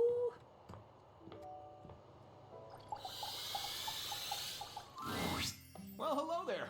I'm just doing some legwork on my next book. My goodness, what a fun thing to finally be able to say. So I'm just tickled to see you, but I may not be the best conversation partner right now. Well, we will get back to Dante in a moment.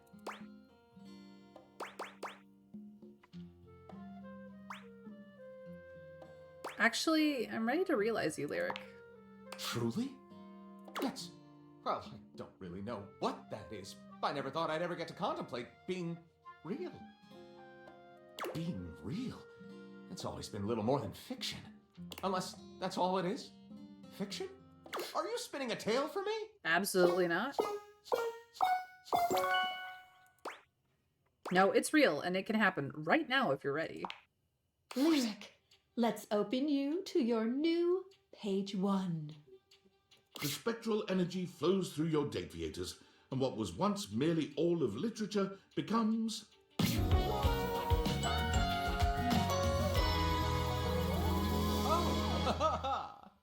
Oh, he looks cool. He looks really cool. Oh my goodness. Lyric, you look awesome.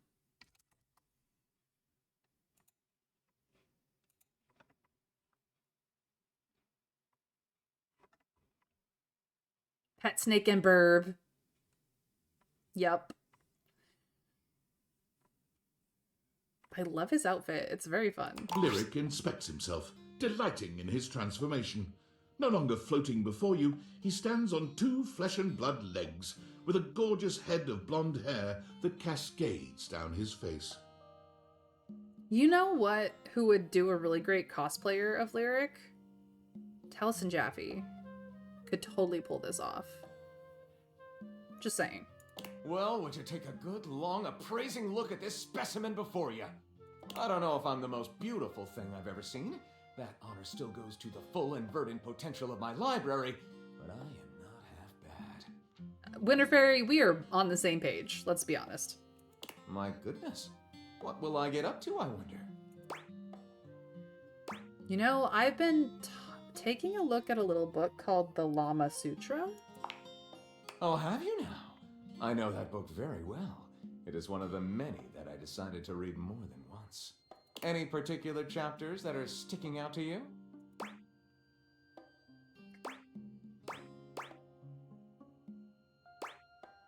Ooh, I read something about both of us being upside down. Ah, yes. Zero-G lovemaking. Interestingly, the version of the Lama Sutra that I liked the most was actually a workbook. You read it, and then you practiced it. Ah, at long last, all this information I hold need not be merely theoretical. Come to me, my little love llama. Let's just say that Lyric had indeed read and practiced everything in the Lama Sutra. It turned out to be one of the most invigorating, exhausting, and sexy experiences of your life. Literally. You know, that happened a couple of times.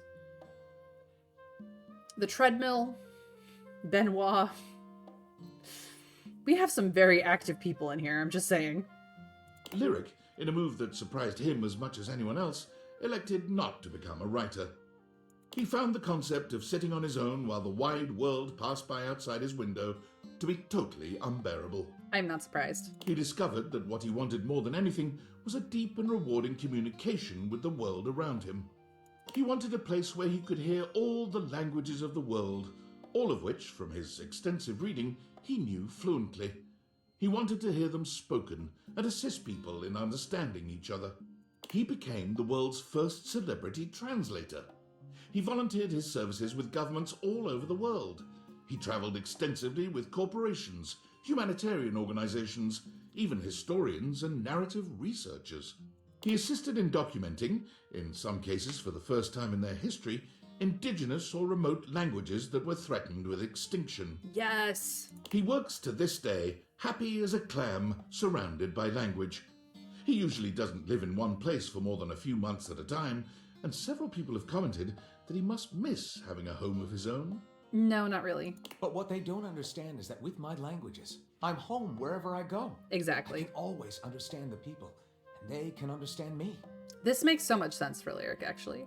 Everything. Good, because the original was about being excellent in all aspects of life, which did include sex. The one everyone knows had most of it cut out. Yeah. It is sad that they sexified up the Kama Sutra. And where there is good communication, there will be sympathy of spirit. What is home, if not that? As you could imagine, more than one book has been written about him. Indeed. Awesome. All right.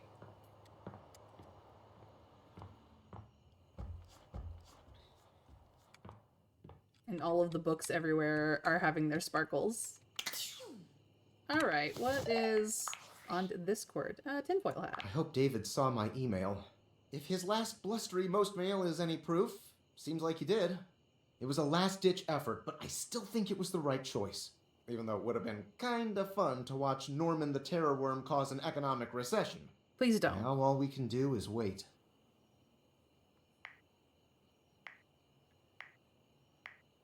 I'm not going to just sit around and wait.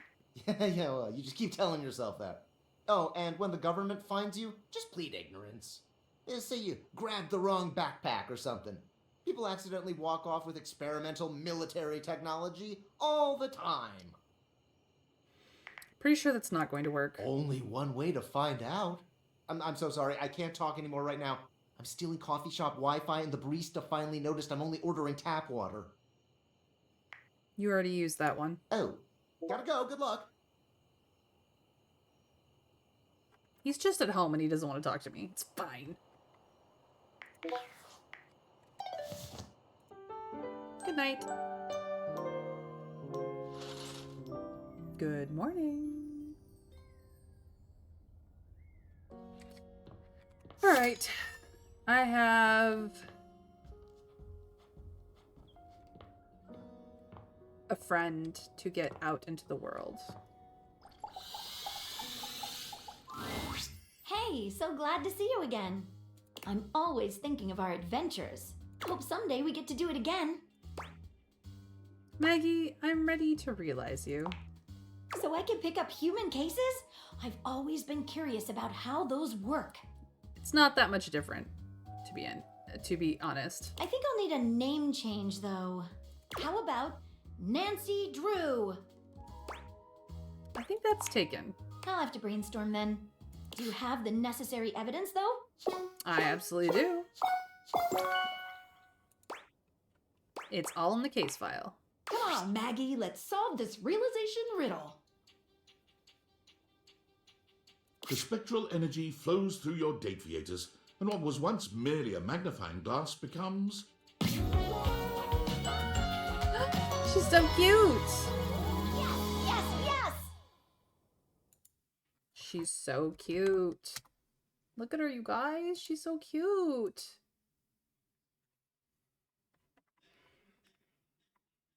Do you have manila envelopes? Yeah. Splendid. I would like to start making a case file immediately. For who? Everyone. Maggie began her investigative career, vowing to catch criminals with ironclad evidence. She's kind of like if Waldo from Where's Waldo had married Nancy Drew and had a kid. That's what the vibes I'm getting here.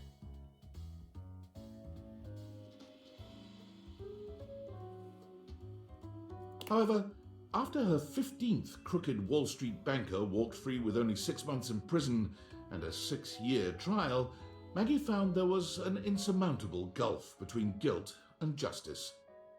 Damn them. I feel you, Maggie. After only a brief period of despondence, Maggie realized she could create her own justice in the form of stories. She becomes a mystery writer. She turned the great looking glass of her intellect towards the creation of a new genre of fiction, magnified detective romance. You know, this fits. My stories involve a very close look at the intricacies of investigative lovemaking. Not not a vigilante as I suspected. Nope, not a vigilante, just a writer. Sounds amazing. Oh, I'll have to send you a signed copy of the manuscripts after I'm done with my latest book tour. I would love that. Maggie's new career was incredibly successful, though she kept a modest lifestyle. For the proceeds of her work always went towards fostering the next generation of investigators. She's very sweet. That's a really good ending for Maggie. I like that a lot. I like that a lot. Okay. Roe and Air, I think I can both move out of here. Give me 1 sec.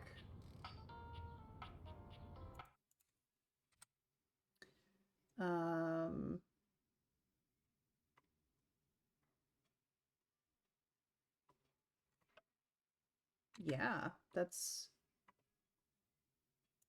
That's really it.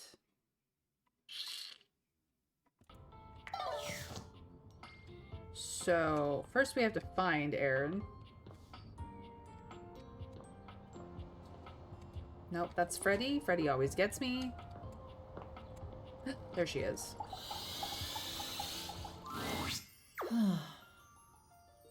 What about Sky? Skylar is last, remember? Aaron, I want to bring you to life.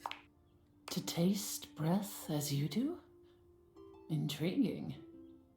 It would mean unshackling myself from immortality. It would indeed. Immortality is overrated. Perhaps living as a human will give me a new perspective and new feelings. Do you have the necessary ingredients? Yepers. Yes, I do. Wow, Aaron is a frosty one. I am amazed at your love prowess. Yeah, hi to you too. Anyway, I'm gonna get started with all my science stuff. Let's make some wind. Ooh. The spectral energy flows through your dateviators, and what was once merely a puff of air becomes... Oh my. What do you mean immortality is overrated? That's the kind of thing that someone who doesn't have it would say. Sounds very much like sour grapes to me. You're funny, Trav. It is vastly overrated.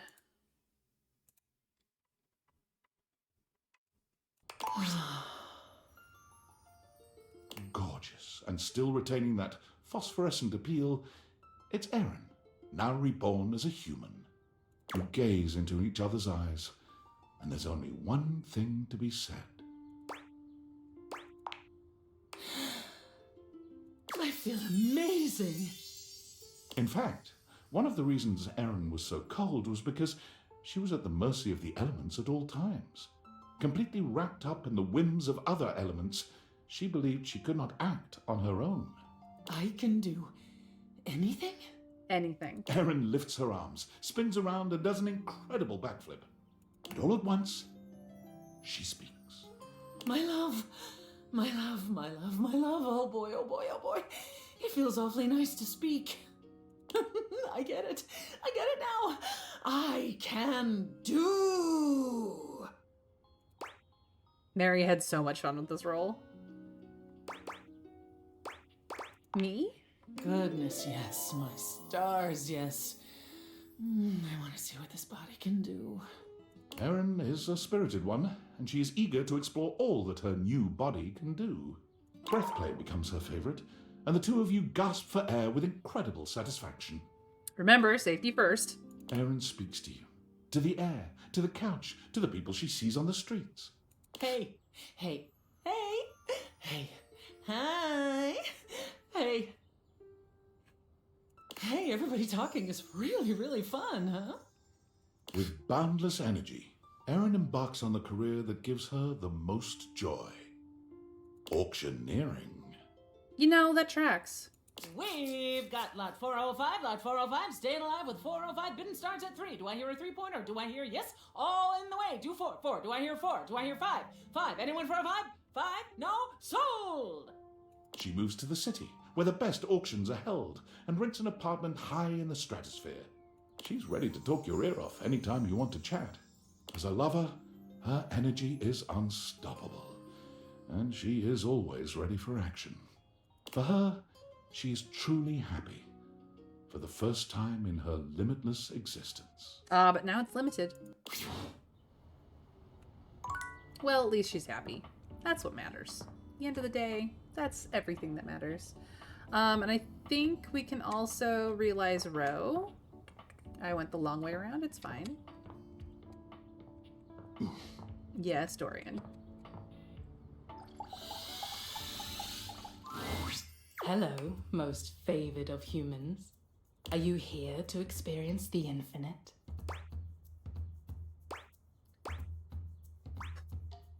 I'm ready to realize you.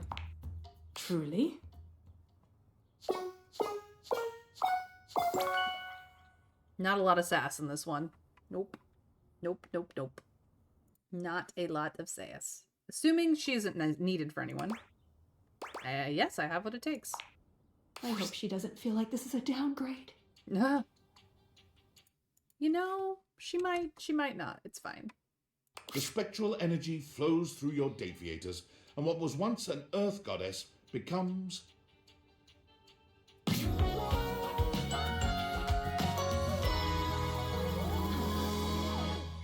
Magnificent. Fantastic. Oh my god, she looks amazing. Goddess me. Look at this. Stunning. The artwork alone. Fuck. So good. Oh. I feel so finite. Pee-pee. So small. Welcome to humanity, baby. Is this how you've always felt, human? No. I should call you by your name. I am human now, too. We might be small, but we can still touch infinity. Oh? Show me, then. Rongo my Fenwa may no longer be an eternal goddess, but her touch is just as divine as it always was.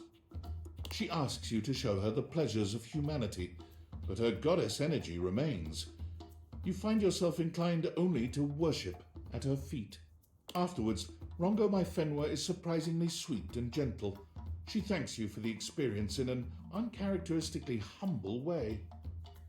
As you watch her walk out the door, you can't help but wonder what she'll make of the human experience. Goddess? Sorry. She's not just mommy.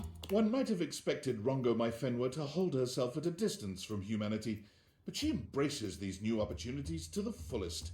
She finds she enjoys the dirtiest, messiest experiences. Anything involving dirt and mud is a clear draw.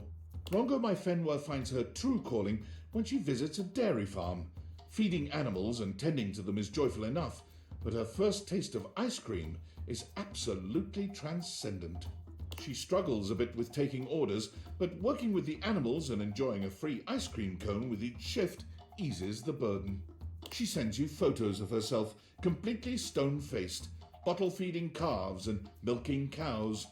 She hasn't quite gotten the hang of smiling, but you believe in her. Someday, maybe.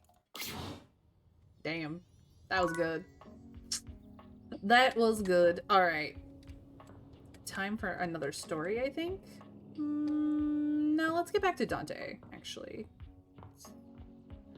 Because the only other person that I can realize right this second is Dorian, and I don't want him to go yet. I don't want him to go yet. What do you know? The little pickup embryo is back for another lesson. That's cute. I hope you're ready for some more complex pickup strats. I am ready. More ice breaking? What else could there be? No way. We're about to up the difficulty level. Last time we worked on what do you do if you have mutual interests like a show or a band. But what about if you don't have a ton in common right away? How do you get to know them then? What do we talk about? Interests and... observations. Yes! I was paying attention. Before you decide it's a boring tactic, just think about it. Sometimes small talk is a great fire starter. And look, I know not everybody is instinctually great at chit-chat, but like any great skill worth having, it requires attention and practice. So, let's say you were meeting me for the first time at a friend's party. What's stuff you can observe about things going on around us, or about the situation happening? Let's roleplay, shall we? Ooh, roleplay. Sure. I'll be me, and you be you. But you know what I mean. We're acting out the scenario. Okay, so I'm just standing around. Oops, oh man. Now we just happen to be standing next to each other, and we don't know each other at all. Aight, what are you gonna say? So, how do you know Ash, our mutual friend? Aight. Yeah, a little stiff, but you're onto something, homie. Damn. Great question to start out with. It's relevant to where we are. It's a good jumping off point. Dope. Anyways, back to the roleplay. Oh, I know them through our job. They're a great work friend, always reliable. What do you do at the office? Do you enjoy it? Perfect. Look, it's not my first go at being at small talk at a party. Let's just put it that way. They're showing an interest in what they do for a living or whether or not they actually like their job. At least you're learning more about them. I love that when he holds his jacket, there's a little heart here. We'll end there. But you're doing hella well, little Cinder. Proud of you. So, anyway, before you go, any other non-dating advice or questions you might want to ask about me? Actually, yeah. Fired up. What's your biggest pet peeve in picking up somebody? Damn, then, well, as you could probably tell from our lessons, it's this idea of being sleazy or douchey. As much as I love love, nobody owes anybody else a relationship. That's the biggest thing. You can say all the right things to somebody, but it means nothing unless you actually get to know them. It's the real jerks that don't bother with that and say whatever they can to get what they want. So, yeah, that's my biggest pet peeve, I guess. I have a feeling somebody used and abused Dante. He is speaking some facts there.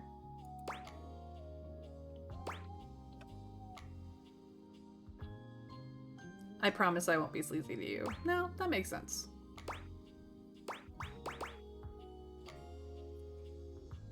Is saying I won't be sleazy to him being sleazy? I don't know.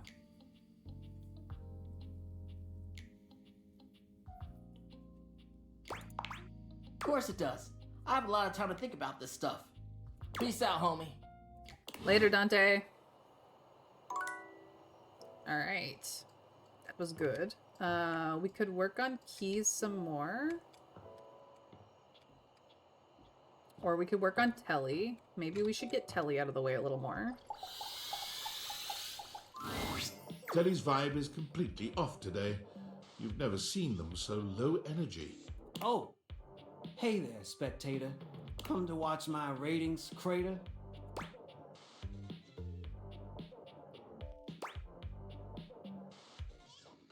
Actually, I came to watch that Community Access xylophone show with the old guy.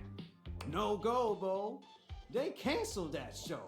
Asshat changed the format, and that was death blow. Shoot. Try the internet, my pet. Or just our new times every Thursday night from 1:15 a.m. to 5:35 a.m. now on Channel 17. Well, hey there. I'm Gerald Dabrowski, amateur xylophone enthusiast, and you're watching Xylo Fun with Gerald Dabrowski, featuring me, that's right, Gerald Dabrowski. I regret this decision immediately. Telly, I'm sorry. Well, don't mind my despair. Just pull up a chair. Or hell, do whatever you want. I really don't care. You okay? You don't seem like your usual self. I'm fine. I'm primo. Now, can we just go watch a show, bro? Okay, what's on? Loading programming, loading programming. Optimizing prestige TV, maximizing your fees so it's commercial free. White knuckle thrillers and serial killers, and endless ads for painkillers, and... Telly, you can't be so down. Keys needs her soaps. I know. Screw it. I'm just too bummed out. What's wrong, Telly? It's over. Smell the odor? That's the entrenched stench of a hostile takeover. All the shows got new owners and the studios are in foreclosure. It's not that bad, Telly, promise. It's all that and worse. Let me show you in verse. No matter what I do, Valdivaflix will always be better. They got all the consumers and they got all the cheddar. I can't compete. I'm obsolete. Someone ought to just yeet me into a shredder. Not obsolete. You've got lots of great programming. 5,000 channels, 15,000 shows. Yet no one wants any of those. When I was at the height of my powers, People would gather around me for hours and hours. They'd turn me on and waste a whole day. But between smartphones and streaming, I'm just fading away. Truth is, TV already died a long time ago. And all of us here, we're just basking in the afterglow. So, the problem with television in this post-streaming world is that the people who are making television aren't actually paying attention to what the people want anymore. They got so rigid in what it is that they do, their formatting, their tropes, their everything, that they forgot that entertainment of the masses was for the people, not in spite of the people. So the reason why television studios are struggling in this day and age is because they have not figured out that people are flocking en masse towards the entertainment that they enjoy, that they want to see, that they can give feedback on and get more out of. When television ratings is the worst thing that ever happened to television, because it was not entertainment for the people anymore, it was entertainment for the numbers. And that is 100% why television is dying and streaming is accelerating. Because the people can influence streaming services to make the content they want to see. Bring back the nostalgia factor, to design the shows around what they are into at that point in time. And because of that, streaming is doing really well. The downside to that is now streaming is going the way of television, where they think they know what people want more than people do. The entertainment industry as a whole needs to learn the lesson that people spend their money and their time on the things that they like, the things that they are looking for. And some of it is nostalgia, which is fine. And some of it is that they need to pay attention to what people are actually into. Strangely enough, books do not have this problem, because books have always been about people going after the things that they desire. And publishing companies are still, or I should say major publishing houses are still kind of bonkers, but the indie publishing houses have had a resurgence, a rise in the books that they are selling, because people are chasing their entertainment. It's the reason why romance novels are the #1 genre in the world. The Hallmark Channel knows their demographic. Let's just put it that way. As does HGTV, the home upgrade network, basically. But like, the channels that listen to their audiences do a lot better than the major corporations that are just throwing paint at the wall and trying to see what colors stick. Unfortunately, Fox News definitely knows how to have their haters enjoy them, but outside of that, like, television studios need to go back to figuring out what it is that their demographic audiences like and make those stories, rather than deciding what entertainment should be and doing whatever they think their investors will enjoy. Because I guarantee you their investors are not the ones watching their programming most of the time. Anyway, there's another soapbox rant for today. Poor Telly. It's not his fault. I'm not anything anymore. I'm no longer popular. In the end, all I am is an overpriced monitor. I'm still here, and I'm not going anywhere. Don't even pretend that you care. I've seen you watching Valdiva flicks. I'm more than aware. That's true, but I can like you both. That's okay. Huh. Never thought about that perspective before. But I guess why stop the show when you can watch an encore? Spectator, you make quite an impression. So before we wrap up this binging session, I hope you don't mind that I'm inclined to make a confession. After all my endless channel surfing, I finally found the absolute greatest spectator around. And from my remote to my speakers to my cathode ray, I want to binge watch with you till we both waste away. How dystopian of you. Aw, I'll get my eyebrows lubricated. You're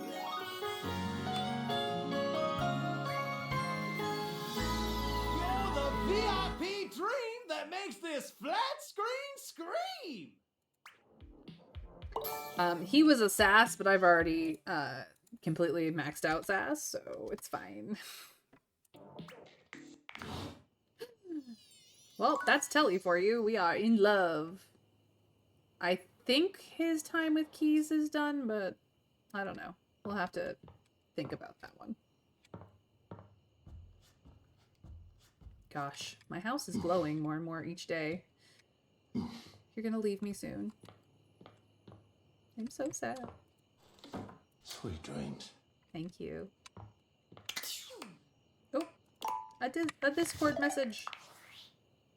Sam! Hi! Hi. God, it's been such a whirlwind with school, but all of it is amazing. Yes. I won't get to work with patients for a while, but just hearing my instructors talk about, like, connecting with people, holding their hands, looking into their eyes, comforting them in the worst moments of their lives.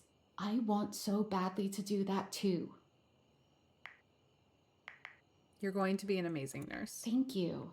This might sound silly, but I was sitting there in class thinking about like what you're doing with all those objects you're dating, like beyond the dating. You're like giving them lives, helping them find their true selves and stuff. I don't know. It's really nice.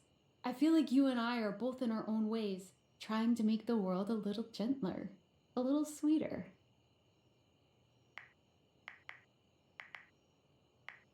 That's such a nice thing So to I say. hope you'll keep that up. It makes David most pissed off, and does. it's a really nice thing to do. Thanks for supporting me all this time. Of course. It's been fun anyway. But how could I do anything else? I should probably get back to my reading, but I just wanted to thank you again for believing in me. It's crazy how different both of our lives are now.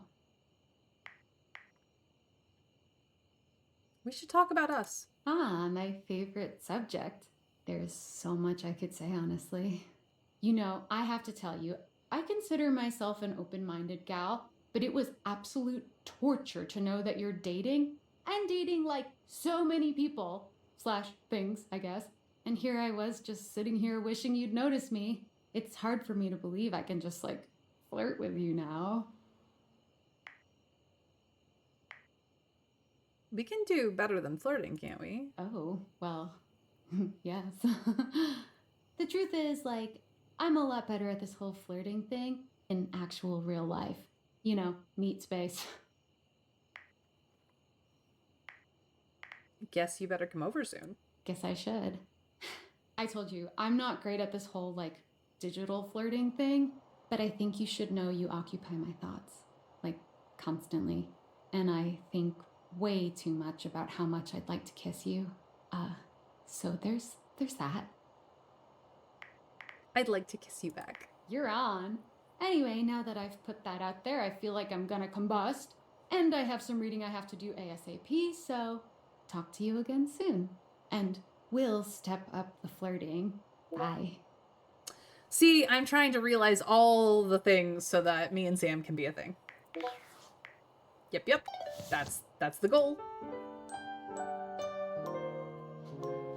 I'm just getting my practice in so that I can totally help Sam. Come on. Whiz by again. Where are you? I want to see it this time. I can see your shadow. I would jump on the bed and look, but I can't. There they are. There's the drones. I finally got to see them in my camera. Okay. So. I think Telly... Well, it doesn't matter. We should work on Dante, River, and Winifred today, in that order.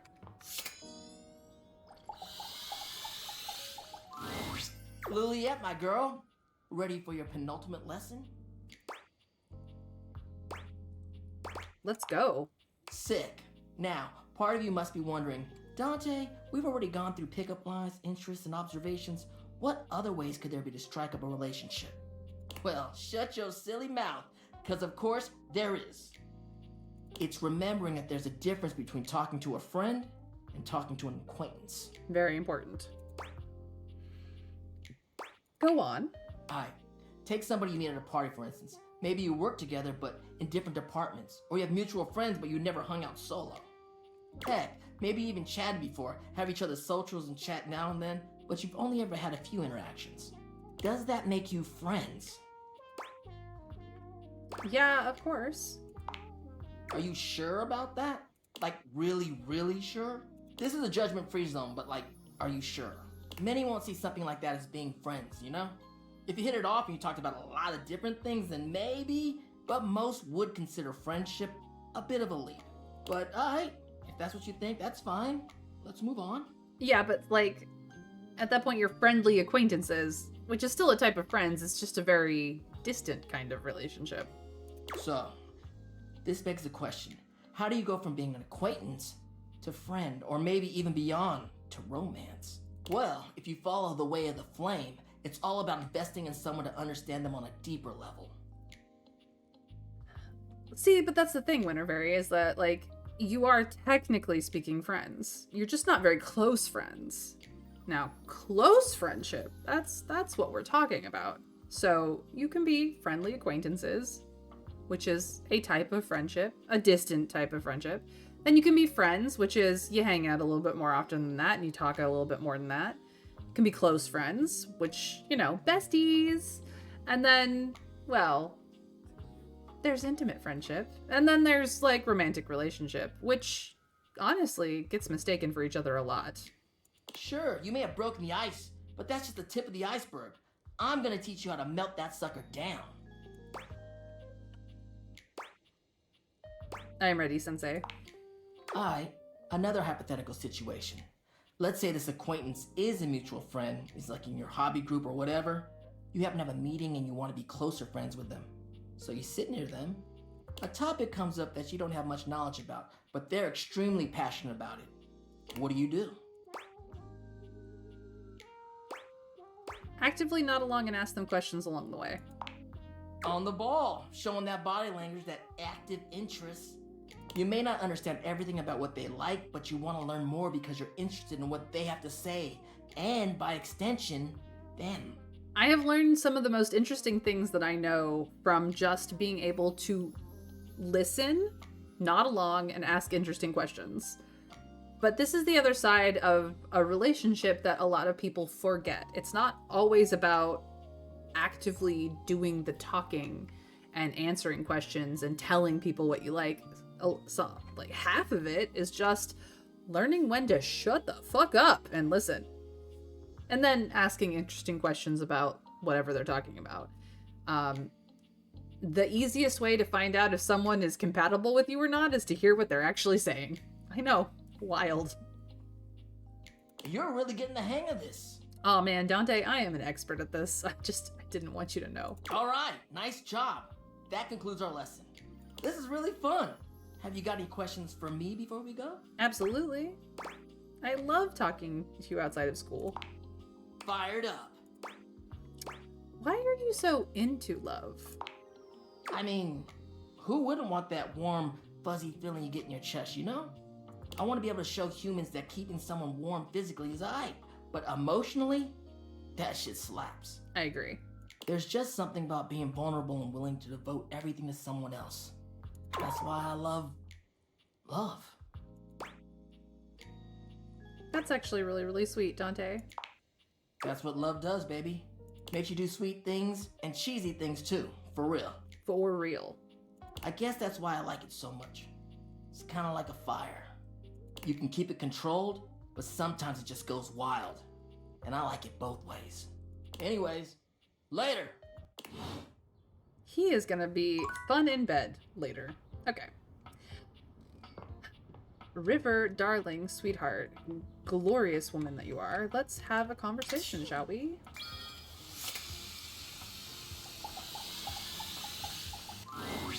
River seems to have no shortage of visitors whenever you run into her. This time, her companion is a statuesque figure in black. Hello, Lady Memoria. You recognize Lady Memoria right away. Don't concern yourself with the opinions of those beneath you. There is only one real answer to your question to begin with. Yeah. Ice, my dear. Ice preserves perfectly. It leaves everything just as it should be, forever beautiful. That aside, a lady never allows herself to boil over. Do not let them see you crack. Do you understand? Yeah. Excellent. Memoria breezes out of the room, not even looking your way. Perhaps she didn't see you, or perhaps she's just lost in her own thoughts. Or perhaps she's just full of herself. River doesn't seem at all encouraged by Memoria's advice. When she sees you, she starts for a moment, then sighs. Oh, hey. You seem down. Well, yeah. Everyone I talk to has a different opinion about which version of me they like best. Nobody has said the same thing. What am I supposed to do with 10 different answers? Have you tried just being yourself? Just choose the one you like best. That's not how it works for me. I want to know what people like best so I can just be that. I can't even help changing, you know? Even if I did have a preference for one state, I'm always gonna have to be something else. So there's no point in putting myself out there like that just to be told I'm not good enough anyway.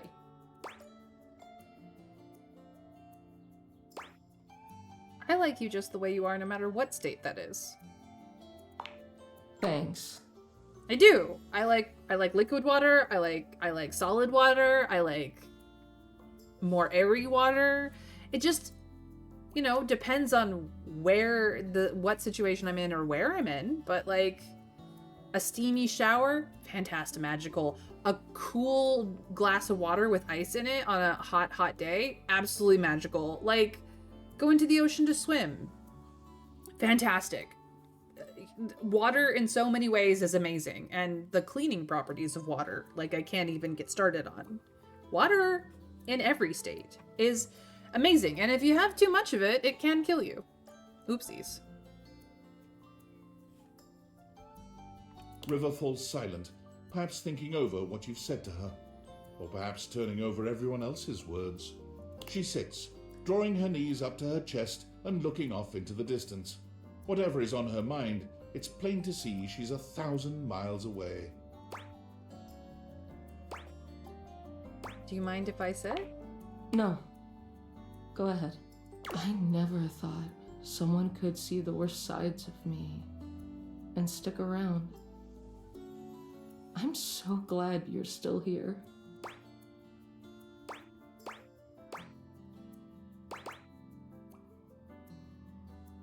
We might be just getting to know each other, but... It's funny you say that. I know you so intimately, but you have no idea about me. It's so much easier to just hide behind whatever you think I am, whatever you want me to be. What can I do for you, sugar? Everyone likes that river. What happens when you see all the ugly parts of me? What do we do when you know it's all lies?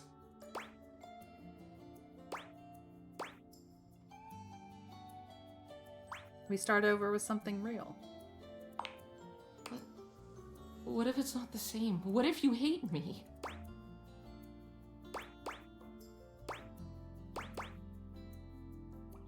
Not everyone will like you, and that's okay.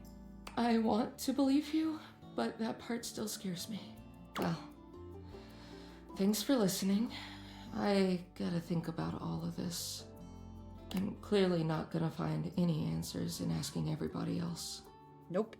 She sighs. Guess it's all on me. Kinda. See you later.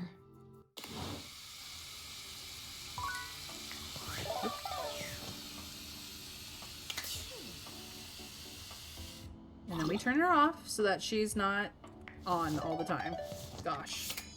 She's a lot. Alright, Winnie, Winifred, let us talk to you. Well, look who's back. I'm back. Be honest this time. What made you slide way back this way? Not that I mind seeing you again. Just curious.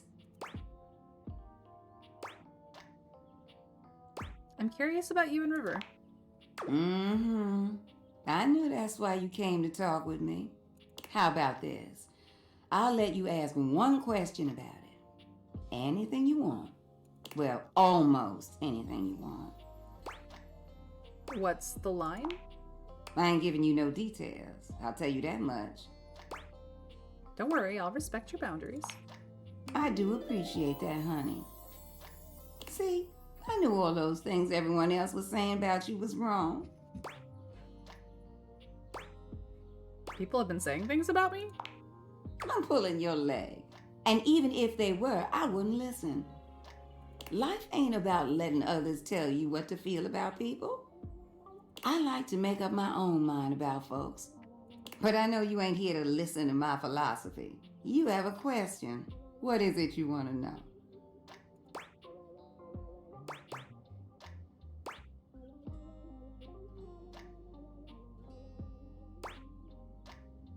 It doesn't matter what Washford knows. How long have you and River been a thing?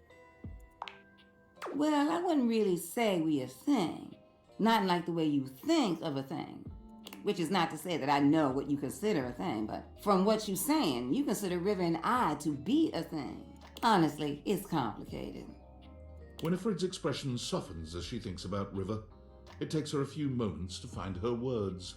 River and I have been working so closely for so long that things just kind of clicked.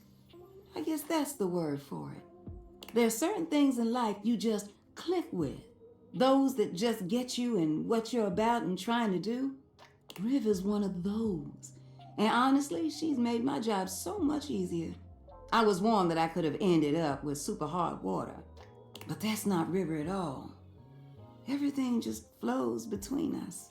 When you have that kind of flow, sometimes you just slide into things with each other.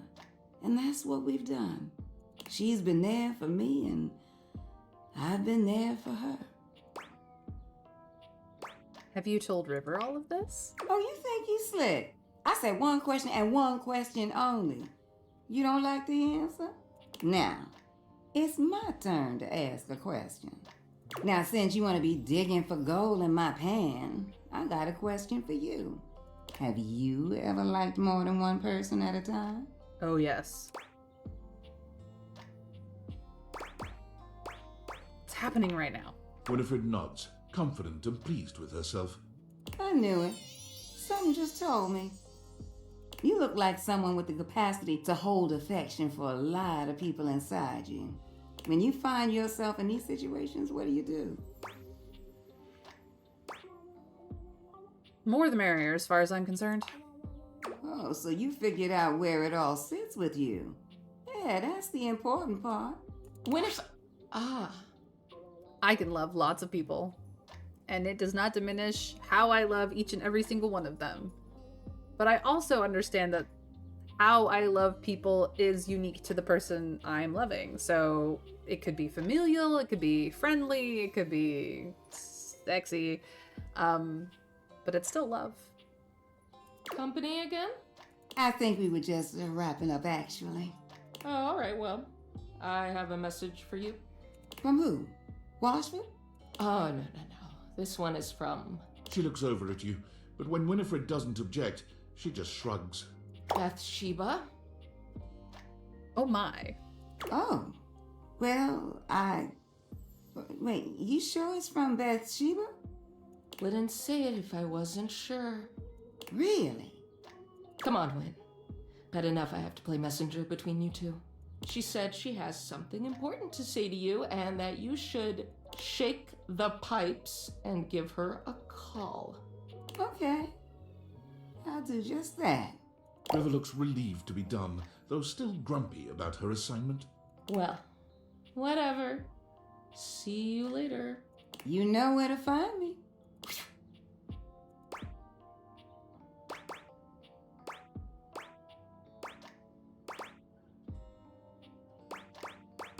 I mean, all of the above applies.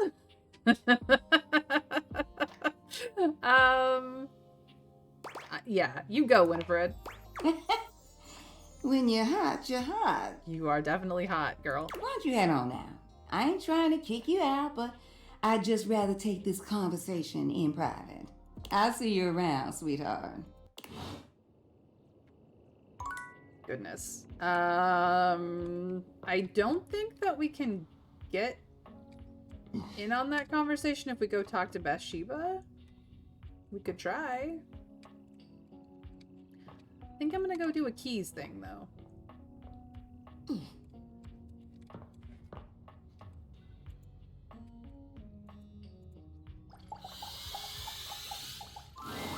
Ah, Maestro. Always good to see you. You sure about that, Keys? Because you were very upsetty spaghetti at one point. How'd it go with Telly? I think it went well. I wasn't sure where to start, so I just told him how much I'd enjoyed watching all the shows I'd watched.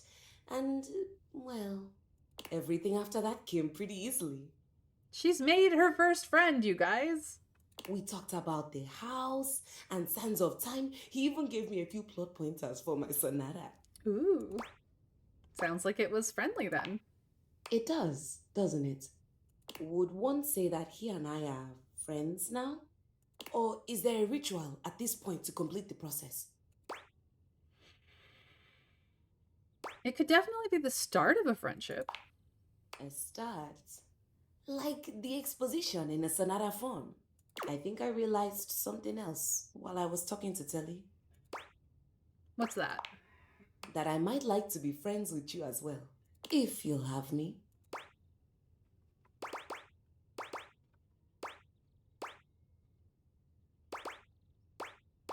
I think I might like to be friends with you too. I thought we were already friends. What? Okay. Good. Telly was telling me about this documentary on landfills and how people throw away all kinds of things, including pianos.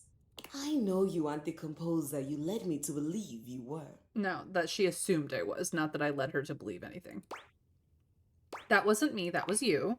I know you aren't the composer you led me to believe you were. But I'm glad that I'm sitting here instead of on a pile of trash and severed limbs. I do enjoy your company, Keys, even if I don't know how to play you. Yet, I can always teach you. I would love that, actually. After my sonata. Of course, of course, of course. Compose away, Queen. Compose away. Anyway, I stand before you now, declaring my thanks and announcing my intention to be a friend to you.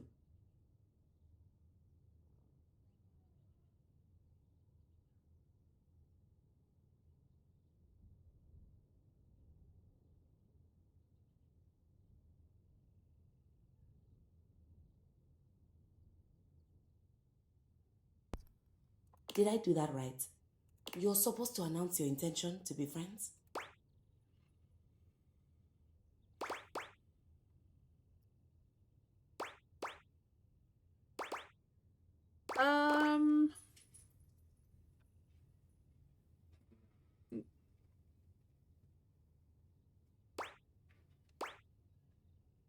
Okay, not the dance, because that's silly.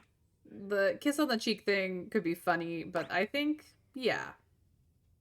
You are, so that all in the land may know your heart. I hope they all do. Can I ask you a personal question?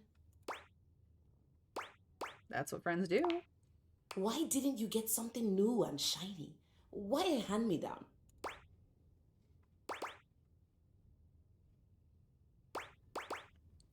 I didn't want anything else after I saw you. You were perfect. Thank you for saying that. Well, I have a soap opera to catch up on and a sonata to write. I'll see you around, friend. Progress. Progress has been made. Progress has been made. I don't know how Rainy gets in on this, but progress has been made.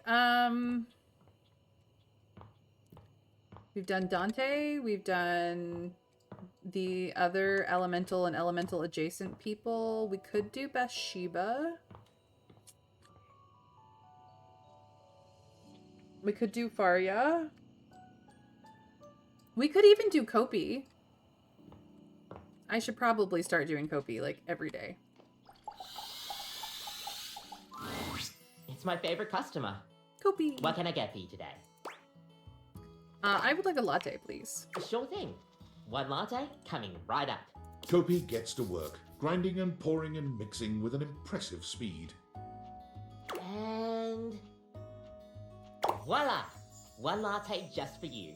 Hope you like it. I always do. Is there anything you'd like to know about the latte? So what is a latte? Oh, well, a latte is your pretty standard coffee. It's a shot of espresso topped with steamed milk with just a touch of foam. Whereas a cappuccino is a shot of espresso with just a touch of milk and a lot of foam. Some people think it's basic, but I think it could be a hard coffee to pull off if you don't know what you're doing. If you don't know what you're doing, you will do it wrong. If you put in too much foam, you're going to be making a cappuccino instead. Exactly. It's definitely underrated. Yeah, you get me. I do indeed. We'll see you next time.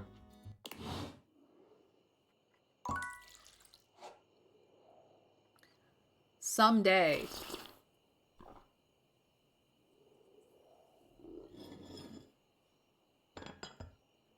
See, this usually would have guaranteed us a nightmare coming to visit, but we realized nightmare, so I don't know what's going to happen now.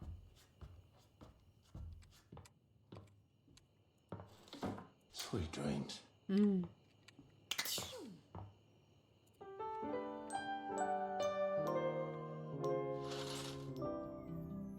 Good morning. This is where we end today's stream. Thank you guys so much for joining me today. Let's get in a cheeky save. Get back to the main menu.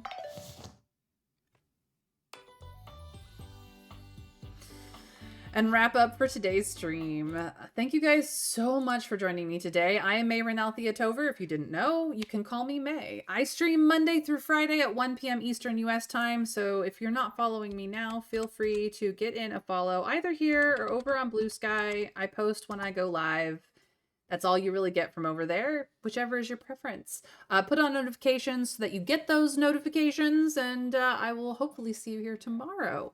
If you can't keep up with me on the reg, for whatever reason, YouTube is the place to be to keep up with the content. You can find everything in handy dandy playlists. I make zero money because it's how I give back to you guys. So feel free to go over there, subscribe, and ring the bell if you want to catch up on today's episode when it goes live. Last but not least, for those shiny channel points that people use to influence what I'm doing, feel free to copy pasta the raid message and follow along. Now, whether you are raiding on Twitch live with me for the channel points or whether you're raiding into another YouTube video, doesn't matter. I'm just glad to see you. We are going to go say hi to Great Kraken, aka Paul. He is a Northern Irish streamer. He's currently playing Red Dead Redemption, and his community is really sweet. He's just great, honestly. So let's check out how he's doing with Red Dead Redemption, and I hope that you guys have a fantastic, magical rest of your time, whatever time of day or night it is for you. So take care of yourselves until I see you again, and we raid in 3, 2, 1. Bye, guys.